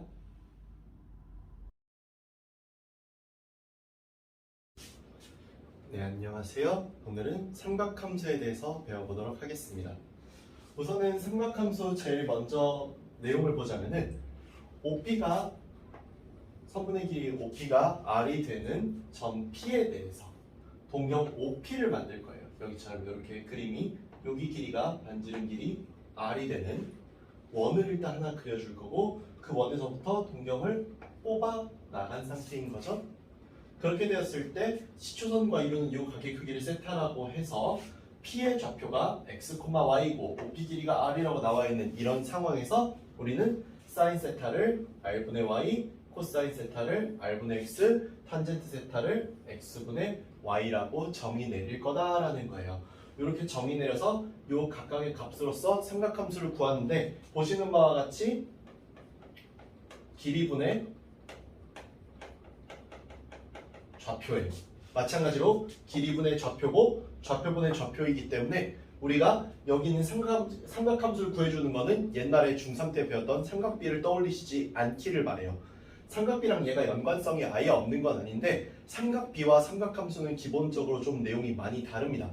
삼각비는 삼각형에서 생각하는 거고, 삼각함수는 이렇게 좌표 평면에서 생각하는 거기 때문에 얘가 좀 더 넓은 개념이에요. 알겠죠? 이렇게 해서 구해낸 삼각함수를 보면은 당연하게도 사인 세타는 R 값은 언제나 양수이기 때문에, R의 값은 언제나 양수이기 때문에 Y 값이 양수인 곳에서 사인 세타는 플러스가 될 거예요. 그래서 1, 2, 4분면에서 사인 값이 플러스로 나오는 걸 볼 수 있을 겁니다. 마찬가지 논리로 코사인 세타 같은 경우는 R분의 X, R은 항상 양수이기 때문에 X 값이 양수가 되는 1, 4분면과 4, 4분면에서 코사인이 플러스라는 거 각각 확인할 수 있을 거예요.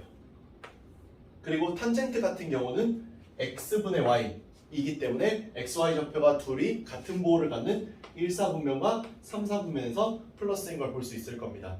이에 따라서 여기 보시면 알겠지만 1, 4분면에서는 모든 애들이 다 플러스고, 2, 4분면에서는 사인만 플러스, 3, 4분면에서는 탄젠트만 플러스, 4, 4분면에서는 코사인만 플러스라고 하는 우리 보통 요거 얼사탄코라고 많이 배우게 될 거예요. 그래서 이렇게 얼사탄코라고 외워두면은 굉장히 도움 많이 되실 거다라는 거. 다음에 삼각함수 사이의 관계에 대해서 배워볼 건데 사인 세타, 여기는 세타는 모든 각이 다 됩니다. 세타는 그냥 말 그대로 모든 일반각들이 다 돼요. 그랬을 때 사인 제곱 세타 더하기 코사인 제곱 세타는 1이라고 나온다라는 거. 이거는 모든 거에 대해서 다 가능한 거와 동시에 꼭 외우셔야 되는 공식입니다. 그 다음에 탄젠트 세타가 코사인 세타분의 사인 세타다라는 것도 잘 알아두시면은 나중에 이거 계산해서 다 써봐보시게 될 거예요. 그 다음에 여기에 이제 다른 책에는 잘 안 나와 있는 내용인데 요거를 제가 오늘 여러분들한테 설명을 좀 하려고 해요. 무슨 내용이냐? 각을 이제 나중에 다음 시간에 되면은 각변환 공식이라는 거를 배우게 되고 그 각변환 공식을 이용하면 충분히 우리가 각을 다 구할 수 있을 거거든요. 그런데 우리 보통 여기까지, 그렇죠? 여기까지 중학교 때 많이 외웠을 거예요. 근데 여기까지 말고 각을 더 확장시켜서 우리 요 각을요 몇 도부터 몇 도까지 0도부터 2파이 사이까지의 모든 각, 그러니까 0보다는 크거나 같고 2파이보다 작은 모든 각에 대해서 우리 한번 생각해보자 라는 거예요. 그 각에 대해서 보면은요, 여기 잘 보세요. 60분법으로 이런 각도들인데 이거를 호도법으로 보면 더 의미가 있어요.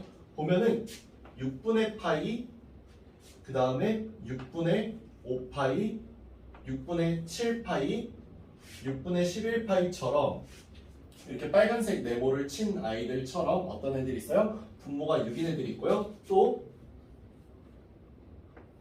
4분의 파이, 4분의 3파이, 4분의 5파이, 4분의 7파이라고 부를 수 있는 어떤 아이들이 있습니까?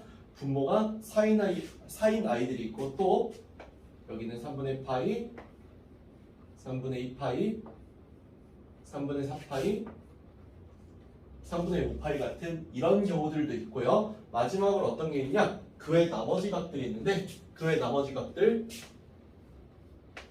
0도, 2분의 파이 라디안, 파이 라디안, 2분의 3파이 라디안이라고 해가지고 여기는 분모가 있거나 분모가 없는 경우들이 있는데요. 이 경우들을 한번 살펴보자면은 여기 빨간색 경우들 보실게요. 사인값 2분의 1, 2분의 1, 마이너스 2분의 1, 마이너스 2분의 1.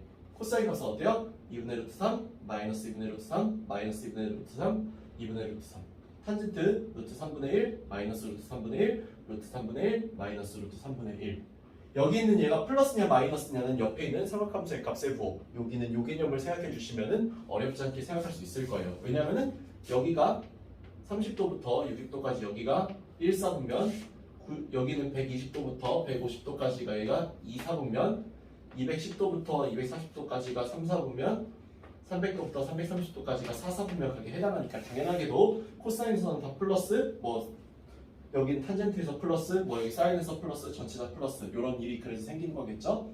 그래서 이런 식으로 색깔별로 나 여기 노란색의 각도들인데 나 여기 노란색의 각도들인데 나 여기 노란색인데 여기인데 라고 해서 보면요 절대값적으로 다 똑같다는 거 알 수 있어요. 절대값적으로 사인값이 계속 2분의 루트 2, 2분의 루트 2, 2분의 루트 2, 2분의 루트 2. 코사인도 다 2분의 루트 2죠. 탄젠트도 전부 다 1이죠. 절대값적으로는. 요 절대값적인 특징이 있으니까 색깔별로 따로 외워주시면 어렵지 않게 외울 수 있을 거고요. 이거 그럼 외워두는 게 대체 무슨 의미가 있느냐? 이걸 왜 알려주시는 거냐? 라고 한다면 제가 이유는 말씀드릴게요. 어떤 것 때문에 말씀드리는 거냐면은 이 친구들 나중에 다 각변하는 공식으로 계산할 수 있어요. 근데 이거 외워두면은 계산 속도가 조금이라도 더 빨라져서 그래요.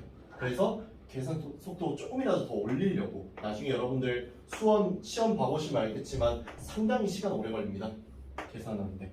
근데 거기서 조금이라도 이런 데서 시간을 벌면 좋겠죠? 그래서 우리 여기 있는 요 각들 한 번씩만 외워주시면 좋을 것 같아요. 다시 한 번만 이거 캡처해가지고 여러분들 잘 외워주시길 바래요. 이상 여기까지 해서 오늘 삼각함수에 대해서 배웠고요. 다음 시간부터는 삼각함수의 그래프에 대해서 배워보도록 하겠습니다. 감사합니다.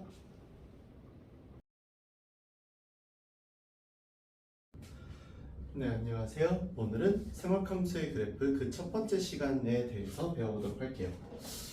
우선은 주기함수라고 하는 걸 여기서 처음으로 언급을 좀 해볼 거예요. 이 주기함수라는 걸 언급하기 위해서는 당연하게도 주기라는 게 필요한데 이 주기는 같은 모양이 반복되는 최소 단위라는 개념으로서 반드시 양의 개념으로 봐줘야 되는 개념이에요. 절대값적인 개념이라는 거죠. 그래서 우리 이렇게 그래프가 나와 있다고 할 때 여기 마이너스 1부터 0까지 이 모양을 0부터 1까지, 1부터 2까지, 2부터 3까지 똑같은 모양으로 반복하는 걸 볼 수 있을 거예요. 근데 이렇게 끊어서 보는 방법 말고도 이렇게 노란색으로 끊어서 보는 방법 말고도 사실은 조금만 더 머리를 굴려보면은 어차피 이 그래프는 무한히 나가니까 두 개씩으로 이렇게 끊어서 봐도 이 두 개씩의 이 M자 모양이라고 해야 되나요? 약간 맥도날드 모양 있죠? 요 모양이 반복적으로 나온다고 봐도 되죠. 그러니까 여기는 어떻게 반복을 보냐에 따라서 반복을 되게 여러 가지로 다채롭게 볼 수 있는데 이걸 피하고자 최소 단위라는 개념을 넣어준 거예요. 그래서 여기 보시면 알겠지만 반드시 주기는 이럴 때 가장 최소의 단위인 1을 골라야만 한다라는 겁니다. 무슨 말인지 알겠죠? 그러면 주기함수라는 건 뭐냐? 주기가 P인 함수 P가 있다 라고 한다면 우리는 이 주기함수를 이렇게 fx 더하기 p가 fx랑 같다. 또 fx는 fxp랑 같다. fx 빼기 p랑 같다. 이런 식으로 표현하기로 약속을 한 겁니다. 다만 조심해야 되는 게요. 여기서 역은 성립하지 않아요. 무슨 말이냐? fx 더하기 p가 fx라고 해서 주기가 p라고 말할 수는 없다는 거예요. 아까 말씀드린 것처럼 내가 두 칸을 잡았을지 세 칸을 잡았을지 아무도 모릅니다. 이렇게만 써놓으면은. 즉 나는 주기를 바탕으로 잡은 게 아니라 그냥 P라는 어떤 하나의 간격마다 이 말이 무조건 팩트가 된다 일 뿐인 거죠. 그래서 여기서는 주기가 P인 함수일 때 이렇게 표현할 수 있다라는 것을 전제로 문제를 봐줘야 된다는 게 주기함수의 내용 되겠어요. 그럼 얘를 왜 먼저 배웠느냐? 오늘 우리가 배울 sin x, 코사인 x, 탄젠트 x 세 개 함수 모두 주기함수이기 때문이에요. 따라서 주기함수이기 때문에 한 파트만 보고 그 파트를 주기에 맞춰서 쭉 나열만 하면 되는 함수가 이렇게 생긴 함수라는 겁니다. 즉 사인 함수도 실제로 우리가 구해보면은 이렇게 하나 모양이 아니라 이 똑같은 모양이 여러 개 반복되는 거고 코사인도 그렇고 탄젠트도 그런 함수예요. 다만 여기는 공간이 협소하기도 하고 따로 표현을 안 해놨으니까 여러분들이 나중에 꼭 한번 인터넷이나 다른 데 이용해서 그래프 찾아보시면 좀 더 이해하시기 좋을 거예요. 일단은 여기서 우리 y는 sin x에 대해서 배워볼 건데 이 y는 sin x는 그럼 이제 뭐냐? 대체 어떤 함수냐? y는 sin x 같은 경우는요 우선은 이렇게 생긴 그래프거든요. 이렇게 생긴 그래프에서 우리 생각해야 될 건 이런 겁니다. 우선은 이 그래프 모양에서 우리 따져야 되는 거 여기 점 0,0 지난다는 거 2분의 파이, 1 지난다는 거 또 여기 파이, 0 지난다는 거 여기 2분의 3 파이, 마이너스 1 지난다는 거 마지막 여기 2 파이, 0 지난다는 거 요 5개 점은 꼭 파악을 좀 해놓을게요. 그러면은 정의역을 보면은 정의역은 실수 전체 범위 쌤 잠시만요 얘 여기 이거밖에 안 나와 있는데 맞아요 그래프상으로 제가 이거밖에 안 나타내긴 했는데 실제 sin x 그래프만 놓고 보자면은 이렇게 옆으로 쭉 벌어진 함수이기 때문에 정의역이 실수 전체가 돼요. 치역은 마이너스 1부터 1 사이 왔다 갔다 하기 때문에 마이너스 1보다 크거나 같고 1보다 작거나 같은 범위를 갖죠. 그리고 여기 나온 것처럼 주기는 2파입니다. 최대값은 x가 2n파이 더하기 2분의 파이일 때마다 1이라는 최대값을 가지고요. 최소값은 x가 2n파이 더하기 2분의 3파이일 때마다 마이너스 1이라는 최소값을 갖습니다. 그리고 이 그래프는 원점 대칭함수로서 f-x가 마이너스 fx가 되는 함수이기도 합니다.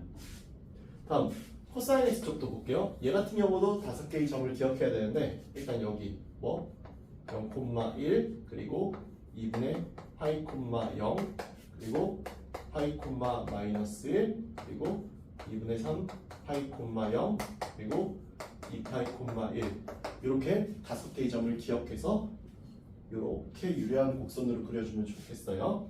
그랬을 때 여기 똑같이 정의역은 실수 전체이고 치역도 아까 사인이랑 똑같이 마이너스 1부터 1 사이를 지나가게 돼요.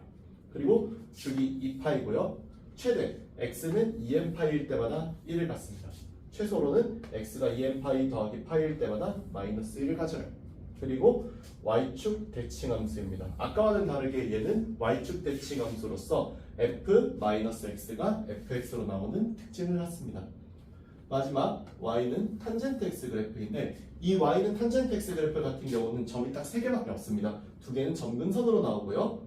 여기 있는 마이너스 4분의 파이 콤마 마이너스 1 그리고 여기 0,0 그리고 여기 4분의 파이 콤마 1까지 이렇게 3개 점만 기억해 주시면 좋을 것 같아요.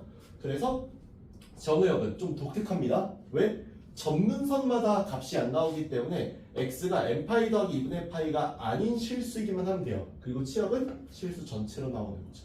여기에 주기는 파이고요. 여기서 점근선이라는 게 등장한다는 거. 그쵸? 여기 있는 요 선들이 전부 다 점근선 x는 n파이 더하기 2분의 파이 꼴로 나오게 돼요. 다음에 얘는 원점 대칭 함수로서 f-x가 마이너스 fx로 나온다는 걸 알 수 있습니다. 이상 여기까지 해서 오늘 삼각함수의 그래프에 대해서 배워봤고요. 오늘 여기 배워놓은 사인, 코사인, 탄젠트에 대한 요 내용 있죠? 요 내용은 다음 시간에 조금 더 발전시켜서 좀 더 다채로운 내용을 보도록 할 거예요. 그래서 오늘 요거 꼭 암기해 두시고 다음 시간에 꼭 기억해 두시면 좋겠어요. 이상 마무리하겠습니다. 감사합니다.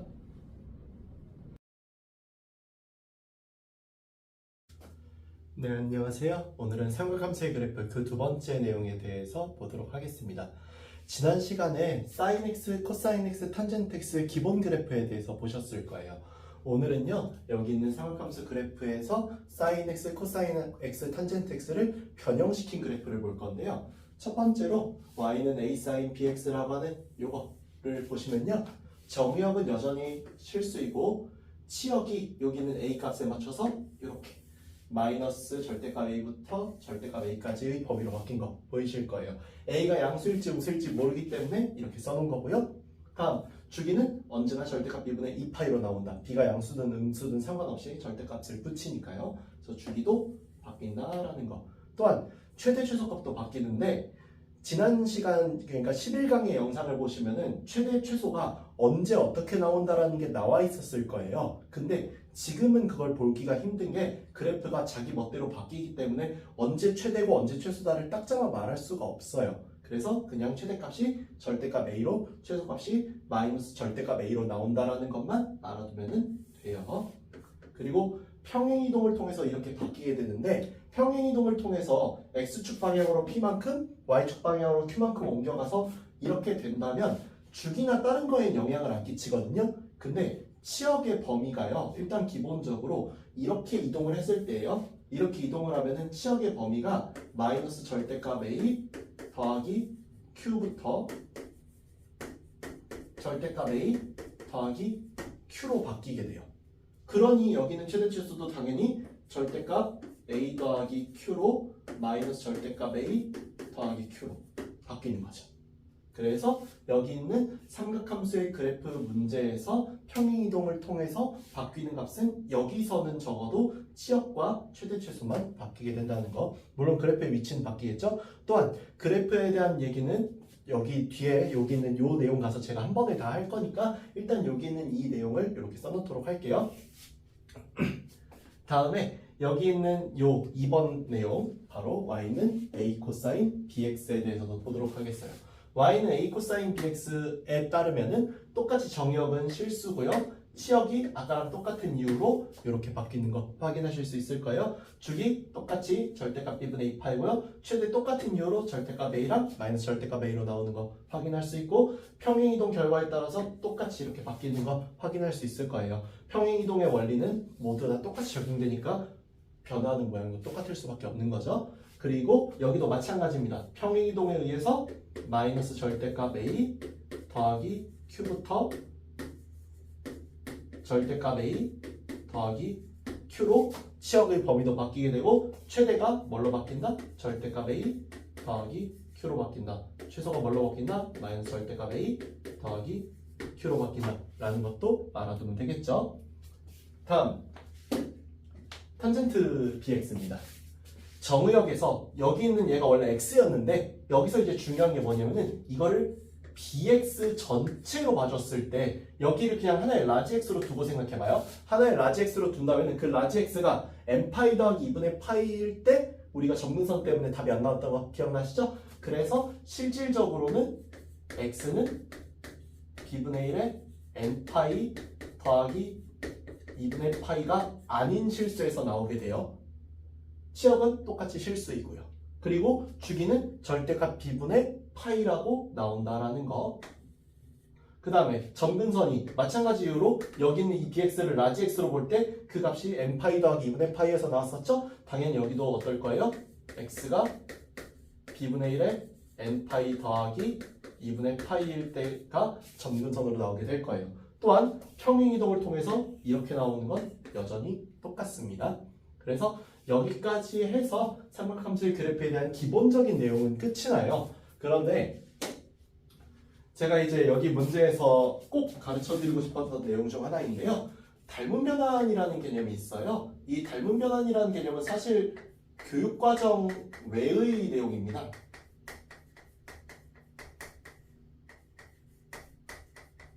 즉, 대다수의 학교에서 안 배워요. 안 배움에도 불구하고 제가 이렇게 가르쳐드리는 이유가 뭐냐면요. 사실 지수로그 함수라든가 아니면 뭐 2차 함수 아니면 수투에서 배우는 3, 4차 함수 등등등 대다수의 경우에서 이 닮은 변환의 내용을 쓰는 경우들이 많지가 않아요. 실제로 그렇게 쓰는 게 큰 의미도 없고요. 근데 삼각함수 그래프를 이해할 때만큼은 이 닮은 변환을 알고 있는 게 너무너무 중요해요. 그러면 이해가 팍 되거든요.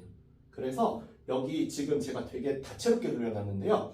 여기는 이 하얀색 그래프, 여기 있는 하얀색 그래프가 A가 1일 때인 일반적인 Y는 fx 그래프예요.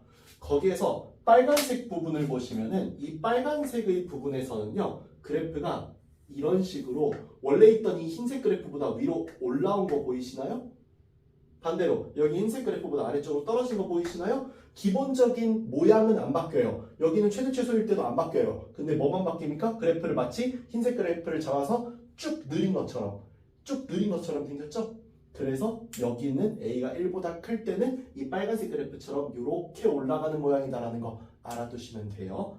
똑같은 이유로 이번엔 노란색의 경우인 A가 0부터 1 사이일 텐데 이번엔 그래프가 이 흰색의 아래쪽으로 이렇게 다운된 거 보이실까요? 반대로 여기서 위로 이렇게 올라갔죠? 이 경우를 통해서 흰색 그래프를 이렇게 마치 압축시켜 놓은 것처럼 생기는, 모양은 똑같은데 닮았는데 분명 무언가가 바뀌는 변환, 이런 걸 닮은 변환이라고 부르거든요. 그래서 여기는 닮은 변환이 원래대로라면 이제 행렬이라는 개념을 통해서 이해를 하시는 게 맞거든요. 근데 여러분들이 이제 더 이상 행렬을 배우지 않아요. 그쵸? 다음 교육과정부터 행렬이 들어가고 그때 가서 얘가 다시 나올지 어떨지는 저도 확인해봐야 알겠습니다만은 적어도 행렬은 모르더라도 이런 변환이 닮은 변환이고 이런 식으로 변환하는 것을 여기 있는 A가 해주는 역할이다. 원래대로라면 Y는 sin X였을 텐데 A sin X에 의해서 그래프가 늘어날 수도 줄어들 수도 있다는 거. 그러면은 여기가 꼭 양수만 나오라는 거가 없잖아요. 네, 그래서 음수인 경우인 A가 마이너스 1일 때의 그래프, 여기 주황색 그래프 보겠습니다. 색깔 잘 보이시려나 모르겠네요. 여기는 이 주황색 그래프 볼 거예요. 이 주황색 그래프를 볼 건데요. 이 마이너스 1일 때 이 그래프는 흰색 그래프를 완벽하게 위아래로 바꿔놓은 모습이죠. 대칭시켜버린 모습이에요. 즉 여기 있던 이 흰색 그래프가 이렇게 아래쪽으로, 여기 있는 흰색 그래프가 이렇게 위쪽으로 완전히 무슨 대칭이 된 거예요? 이 경우는 상하 대칭 또는 반전이라 해도 좋을 것 같네요. 상하 반전이 된 모습을 보이고 있죠? 이 상하 반전이 된 모습을 보인다는 거 잘 기억해 두실게요. 그 경우에서 A가 마이너스 1부터 0 사이면 똑같아요. 그래프가 줄어들어요. 그래서 그래프를 이렇게 또 압축시킨 모양일 거고요. 여기 있는 분홍색 A가 마이너스 1보다 작을 때는 그래프가 늘어나죠. 요것만 기억해 주시면 돼요. 그래서 그래프를 상하 반전시키는 게 마이너스의 힘이고요. 마이너스일 때도 절대값적으로 똑같아요. 절대값적으로 1보다 작아지는 요 두 경우, 그쵸? 여기 있는 얘는 두 경우 다 절대값 A가 1보다 작으니까요. 이 경우는 그래프가 어떻게 된다? 그래프가 압축된다. 위아래로 압축된다. 반대로 여기 있는 요 두 경우, 요 두 경우는 절대값 A가 1보다 큰 경우죠? 절대값 A가 1보다 큰 경우는 어때요? 그래프가 자꾸 늘린 것처럼, 여기도 자꾸 늘린 것처럼 팽창된다라는 거 잘 기억해 두실게요. 이거 FBX로 나오는 이때도 똑같아요. 다만 이론만 조금 달라집니다. 왜냐면은 원래 이 A가 여기 Y쪽에 붙어야 되거든요. 근데 AY로 보면은 여기서 이런 Y는 A sin X 보기가 좀 불편할 것 같아서 일부러 제가 이렇게 바꿔놨어요. 그럼 여기 있는 y는 fpx 그래프도 마찬가지예요. 여기는 흰색 그래프 요거 보실게요. 요거 여기 흰색 그래프 보시는 b가 1일 때예요. 그때 기준으로 b가 1보다 큰 빨간색의 경우를 보시면 그래프 이렇게 더 압축된 거 보이세요? 어때요? 아까 이렇게 흰색이었던 게 아까는 b가 1보다 클 때 아까는 a였죠? a가 1보다 클 때 아까는 오히려 늘렸었죠. 이번엔 반대예요. b가 1보다 크면 그래프를 압축시켜야 돼요. 그래프가 흰색 그래프에서 압축이 됩니다. 압축이 되고요. 반대로 0부터 1 사이일 때는 그래프가 어때요? 늘어나요. 그럼 반대로 이번에는 b가 마이너스 1일 때 이때는 어떻느냐? 여기 아까 이렇게 생겼던 모양 여기 흰색 모양이 주황색 모양이 이렇게 뭐가 됐죠? 이번에는 좌우 반전이 됐죠? 아까는 상하 반전, 이번엔 좌우 반전이에요. 그래서 여기 있던 흰색의 이 그래프가 이렇게 주황색으로 이렇게 넘어온 거 보이시죠? 마찬가지예요. 여기 있는 파란색 b가 마이너스 1부터 0 사이일 때는 어떻습니까? 그래프가 훅 늘어났죠. 그에 반해 여기 있는 분홍색 b가 마이너스 1보다 작을 때는 그래프가 확 압축됐죠. 그래서 똑같습니다. 여기에서 절대값적으로 이럴 때 어떻지? 절대값적으로 이럴 때 어떻지처럼 여기도 똑같아요. 절대값적으로 이럴 때 절대값 b가 1보다 작을 때 어떻더라? 그래프가 늘어나더라. 그리고 절대값적으로 이렇게 1보다 클 때 어떻더라? 그래프가 압축되더라. 그래서 여기 있는 얘가 팽창되는 케이스, 얘가 압축되는 케이스였던 것처럼 이번엔 반대로 여기가 압축되는 케이스, 여기가 팽창되는 케이스라고 알아주시면요. 여기 있는 이 모든 그래프를 다 그릴 수 있어요. sin x 상상해 봅시다. 여기서 우리가 생각하는 sin x 그래프 당연히 그래프 모양이 이런 식으로 나오죠. 이런 식으로 나온 이 그래프 A, B에 따라서 늘린다, 줄인다, 늘린다, 줄인다 또는 상하 반전 또는 좌우 반전 상상할 만하시죠? 마찬가지로 코사인스 그래프 이렇게 생겼었는데 이 그래프 어때요? 마찬가지로 위아래로 늘린다, 줄인다, 늘린다, 줄인다 또는 이번에는 여기 있는 A, B에 대해서 상하 반전 또는 좌우 반전 가능하죠? 여기도 똑같습니다. 이 그래프 이렇게 생겼죠? 이렇게 생긴 이 그래프 늘린다, 줄인다, 늘린다, 줄인다, 상하 반전 또는 좌우 반전 똑같더라라는 겁니다. 그래서 여기 있는 이 내용에 따라서 변환만 시킬 수 있으면 그래서 이 내용만 알고 있으면은 여기 있는 이 그래프 외우실 필요 없이 전부 다 변환시켜서 표현할 수 있다는 겁니다. 이상 여기까지 해서 삼각함수 그래프에 대한 모든 내용을 마치고 다음 시간에는 삼각함수 각의 변환 공식들에 대한 거 그리고 최대 최소에 대한 거 이런 것들 알아보도록 할게요. 감사합니다.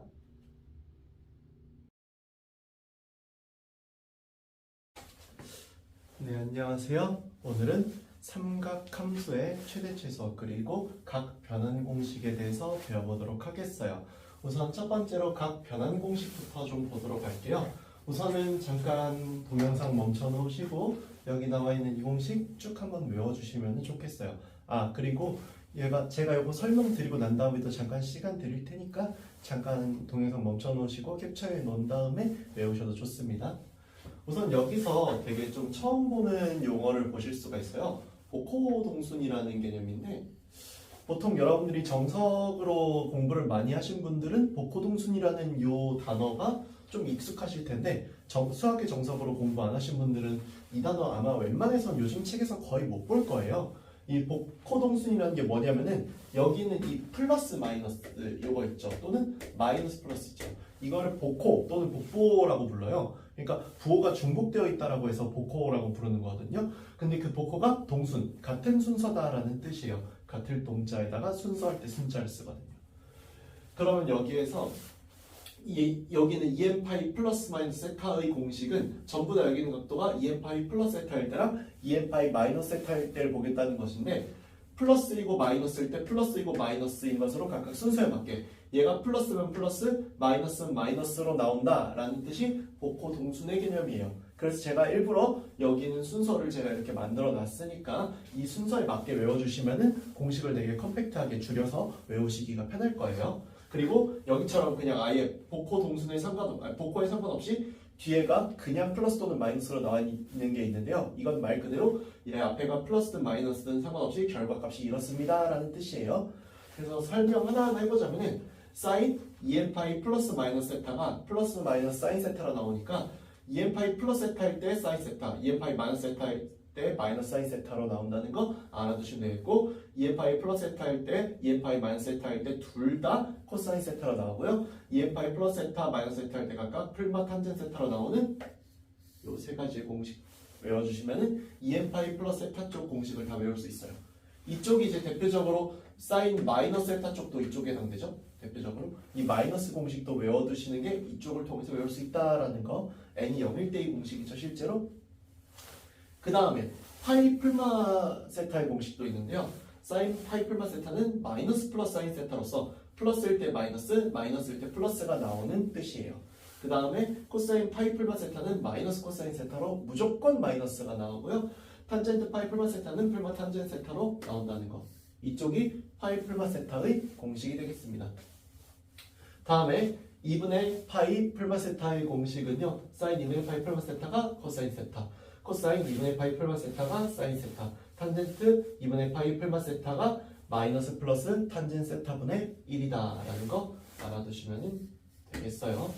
그리고 또 마찬가지로 2분의 3파이 풀마 세타 공식이 이렇게 나왔을 때 이렇게 나왔을 때 이렇게 나왔을 때 이렇게 나온다는 거 외워두시면 되고, 저 같은 경우는 이거 외울 때 이렇게 그냥 복호로 해가지고 한 방에 외워서 원래대로 하면 공식을 그냥 이렇게 외우면 24개를 외워야 되거나, 또는 이쪽은 그냥 얘랑 얘 2번 하면 돼 라고 해서 따로 안 외우시고 보통은 6개씩 나눠가지고 총 18개를 외우셨을 거예요. 어느 쪽으로 보든 제 기준으로는 조금 비효율적이에요. 그냥 처음부터 풀마로 외워놓으면 12개만 외우면 되잖아요. 그쵸? 12개만 외우면 되기 때문에 여기 있는 복호 이용해서 공식 외우는 거 알아두시고 조금 더 효율적으로 외우셨으면 좋겠어요. 요거 잠깐 시간 될 테니까 잠깐 이제 동영상 멈춰 놓으시고 요거 캡처하신 다음에 잘 들고 다니시면서 외우시면 좋겠습니다. 다음 최대치수로 가볼게요. 최대치수 같은 경우는요, 우선은 사인과 코사인 함수 같은 경우는요 자체적인 범위를 갖습니다. 사인 코사인 자체가 사인도 마이너스부터 1 사이, 코사인도 마이너스부터 1 사이에 나름대로 자체적인 범위를 갖고요. 탄젠트 같은 경우는요 범위 내에 점근선이 존재하지 않아야 최대치수가 존재하게 되는데, 이런 식으로 알파부터 베타 사이에는 점근선이 존재하지 않는데요. 그 점근선이 존재하지 않는 범위를 기준으로 항상 탄젠트 알파보다는 크거나 같고 탄젠트 베타보다 작거나 같은 일방적인 증감수의 형태를 띄어요. 자, 이런 식으로의 최대치수 범위를 우리가 알고 있을 때 세 번째로 결국 형태는 1차식 또는 2차식 또는 유리식으로 나오게 되는데, 이렇게 문제가 출제되면 언제나 항상 치환하여서 해결하는 방식을 띠기 때문에 여기도 제가 예전에 했던 말인데요. 결국 여기는 삼각함수 자체에 있는 큰 죄가 없어요. 결국 우리가 이걸 어려워하는 이유는 누구 때문이다? 우리가 1학년 때 배웠던 1, 2차 그 다음에 유리식 때문이다. 유리함수 때문이다 라는 거. 그래서 1, 2차 함수와 유리함수에 대한 내용을 잘 기억해 두시면은 이거 하나도 안 어렵게 문제 풀 수 있다라는 거. 실제로 예시를 보시면은 fx가 이렇게 나와 있을 때요. 여기에 최대 최소를 구해달라 했어요. 그럼 일단 사인 제곱 x를 1 빼기 코사인 제곱 x라고 할 수 있으니까 fx를 이렇게 바꿀 수가 있죠. 여기는 얘를 이걸로 바꾼 거예요. 그래서 이렇게 한 방에 계산을 한 거죠. 그 다음에 코사인 x를 t라고 하면은 t의 범위는 아까도 말했다시피 사인 코사인이 갖는 자체 범위에 의해서 t가 마이너스 1부터 1 사이에 놓이게 되고 ft라는 함수가 이런 이차함수로 바뀌게 되는 거죠.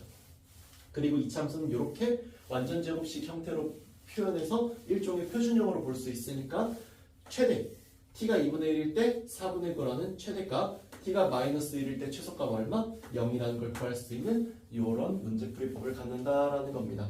따라서 여러분들이 여기 있는 최대 최소 문제를 풀 때 여기 있는 애처럼 사인 코사인의 자체적 범위와 탄젠트가 갖는 범위의 특성을 안 상태로 치환을 해서 문제를 해결해 준다는 걸 아시면 좋겠습니다. 이상 여기까지 해서 오늘 삼각함수 각변환 공식이랑 최대 최소에 대해서 배워봤고요. 다음 시간에 삼각방정식, 삼각부등식에 대해서 배워보도록 하겠습니다. 감사합니다.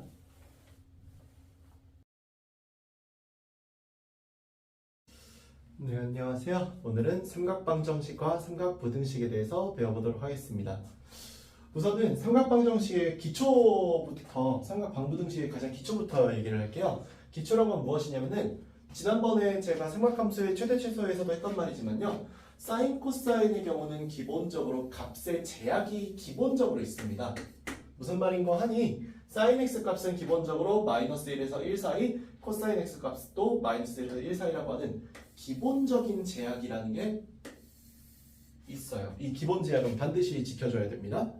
두 번째로 값은 원래 반드시 일반각으로 나와야 돼요. 무슨 말이냐면은 sin x가 알파가 되는 그 x 값을 내가 세타라고 구하더라도 답을 세타라고 쓰는 것이 아닌 주기에 맞춘 EM파이 더하기 세타라고 쓰셔야 한다라는 거예요. 마찬가지예요. 코사인 x는 알파라고 하면은 여기도 이렇게, 탄젠트 x가 알파라고 하면은 세타라고 나오는 거는 여전히 똑같겠지만 위에 사인 코사인은 EM파이였죠. 원래 탄젠트도 EM파이로 써도 돼요. 근데 탄젠트에서는 일반각뿐만이 아니라 주기를 적용해서 n파이 더하기 세타라고 써주시는 게 조금 더 좋습니다. 일반각보다도요. 주기성을 이용해 주는 게 조금 더 좋아서 일반각으로 나와야 한다는 이 말의 핵심은 뭐냐면은 내가 이제 이건 반드시 꼭 부탁드리는 건데 여기서 개념 수업 들었다고 해서 나 이제 삼각 방문등식 무조건 풀 수 있어 이런 거 아니기 때문에 꼭 문제로 한번 살펴보셔야 돼요. 문제로 살펴보시면은 x값의 범위가 늘 언제나 얌전하게 이런 값으로 나와주진 않아요. 그러니까 예를 들어서 x값의 범위가 뭐 3파이부터 4파이 사이일 때 뭘 구해봐라 이런 식으로 나올 수도 있기 때문에 언제나 0부터 2파이 사이에 이쁜 값들만 나오는 것은 아니기 때문에 꼭 여러분들이 일반각으로 답이 나와야 한다는 걸 알아두시길 바래요. 또 그렇기 때문에 그래프 그리는 것과 각 변환 공식은 필수이기 때문에 앞에 그래프 그렸던 내용들, 그 다음에 각 변환 공식의 내용들, 그리고 몇몇 개 외워야 할 삼각함수의 각들 다 외워놓으셔야 문제가 풀립니다. 그래서 앞에서 했었던 수업들 다 한번 싹 복습하셔야 여기는 문제 푸실 수 있을 거예요. 그럼 이제 단적으로 어떤 형태가 있는지 살펴볼 건데 삼각 방부등식의 기본적 형태들은 일단 기본적으로 딱 두 가지 정도 있다고 보시면 돼요. 물론 만들어내자면 얼마든지 더 만들어낼 수 있을 거예요. 유리식에다가 뭐 대입하든 물리식에다가 대입하든 만들어내자면 끝도 없이 만들 수 있겠지만 기본적으로는 1, 2차식으로 나오는 게 일반적이다라는 거. 1차식 볼게요. 치환한 후에 해결합니다. 무슨 말이냐? 여기서 sin x가 2분의 1이다 라고 이렇게 나오는 거 있죠. 원래 여기서 이 sin x를 t로 바꿔서 원래 치환해서 했어야 돼요. 근데 이 치환을 저는 이제 안 쓰는 편이라서 여러분들은 뭐 쓰고 싶으면 쓰시고 안 쓰고 싶으면 안 쓰시고, 또 하나 플러스로 뭐가 중요하냐면은 여기서부터 나오는 얘기지만요. 그래프 반드시 필수예요. 그래프 없으면 다 못 구합니다. 실제로 sin x가 2분의 1보다 크거나 같다라고 하는 부등식을 풀기 위해서 sin x 그래프를 이렇게 0부터 2파이까지만 그리는 거 이거 센스 좀 필요해요. 처음에는. 왜냐? 아까 전에 sin x가 맨 처음에 뭐라 했어요? 2n파이 더하기 세타. 그러니까 주기에 맞춰서 0부터 2파이 사이의 값을 일반각으로 답을 갖는다고 했죠? 그래서 여기는 얘는 0부터 2파이까지만 그려놓고 2분의 1이라는 값이 여기 나올 때 sin x가 2분의 1인 거 우리 외워놨어야 됩니다. 6분의 파이, 그리고 각 변환 공식에 의해서 6분의 5파이도 나올 수 있죠? 왜냐?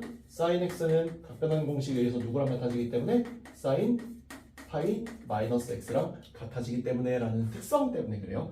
이 각 변환 공식 특성 때문에 6분의 1파이가 되면은 6분의 5파이도 된다라는 거 기억해 두셔야 할 거고, 이 두 개 값의 사이를 지나갈 때가 여기 있는 sin x가 2분의 1보다 크거나 같을 때이기 때문에 원래대로라면 답이 이렇게 나왔을 거예요. 누구 기준으로는? 이 그래프 기준으로는. 하지만 여기 있는 이 문제의 답 자체를 보려면은 x 값을 우리가 뭐로 해야 된다고 했었죠? EM파이라고 하는 요거 뭐라고 했어요? 아까 일반각으로 답 내야 된다고 했죠? 그러고 난 다음에 나중에 문제에서 주어진 범위에 맞게 답을 다시 쓰시면 되는 거예요. 알겠죠? 그래서 1차식 형태로서 이렇게 나온다라는 거를 알아두시면 될 거고요. 다음에 2차식의 형태인데 2차식 같은 경우도 마찬가지예요. 삼각함수를 t로 치환하여 해결하는 거는 똑같습니다. 다만 얘는 치환이 뭐 글쎄 필요할 수도 있고 아닐 수도 있고 정도지만 얘는 웬만하면 써주시는 게 좋습니다. 실제로 식이 이렇게 복잡하게 나오기 때문에 sin x를 t로 치환한다고 했을 때 반드시 이런 식으로 코사인 제곱 x 이런 식으로 약간 여기 sin x랑 엇나가는 다른 삼각함수를 줄 가능성이 높아요. 그러면은 여기서 코사인 제곱 x를 이렇게 우리 알고 있는 사인 제곱 더하기 코사인 제곱은 1이다라는 식 있죠? 그걸 이용해서 식을 바꿔서 이렇게 대입해줘서 해결하면 되겠죠. 그러면은 이렇게 해결했을 때 사인 값이 2분의 1하고 마이너스를 나오는데 이 역시도 그래프에서 직접 확인하고 그래프를 이용해서 문제를 풀어주면 되겠다라는 거. 그래서 꼭 부탁드리는 말씀이지만 오늘 이 수업을 들었다라고 해서 반드시 삼각방문등식 무조건 풀 수 있다 이런 건 아니기 때문에 꼭 문제를 쌤 같은 문제집 같은 데서 찾아서 풀어보시고 확인해 보시는 게 좋을 겁니다. 이상 여기까지 해서 삼각방부등식까지 모두 마쳤고요. 다음 시간부터는 삼각함수의 활용 부분 나가보도록 하겠습니다. 감사합니다.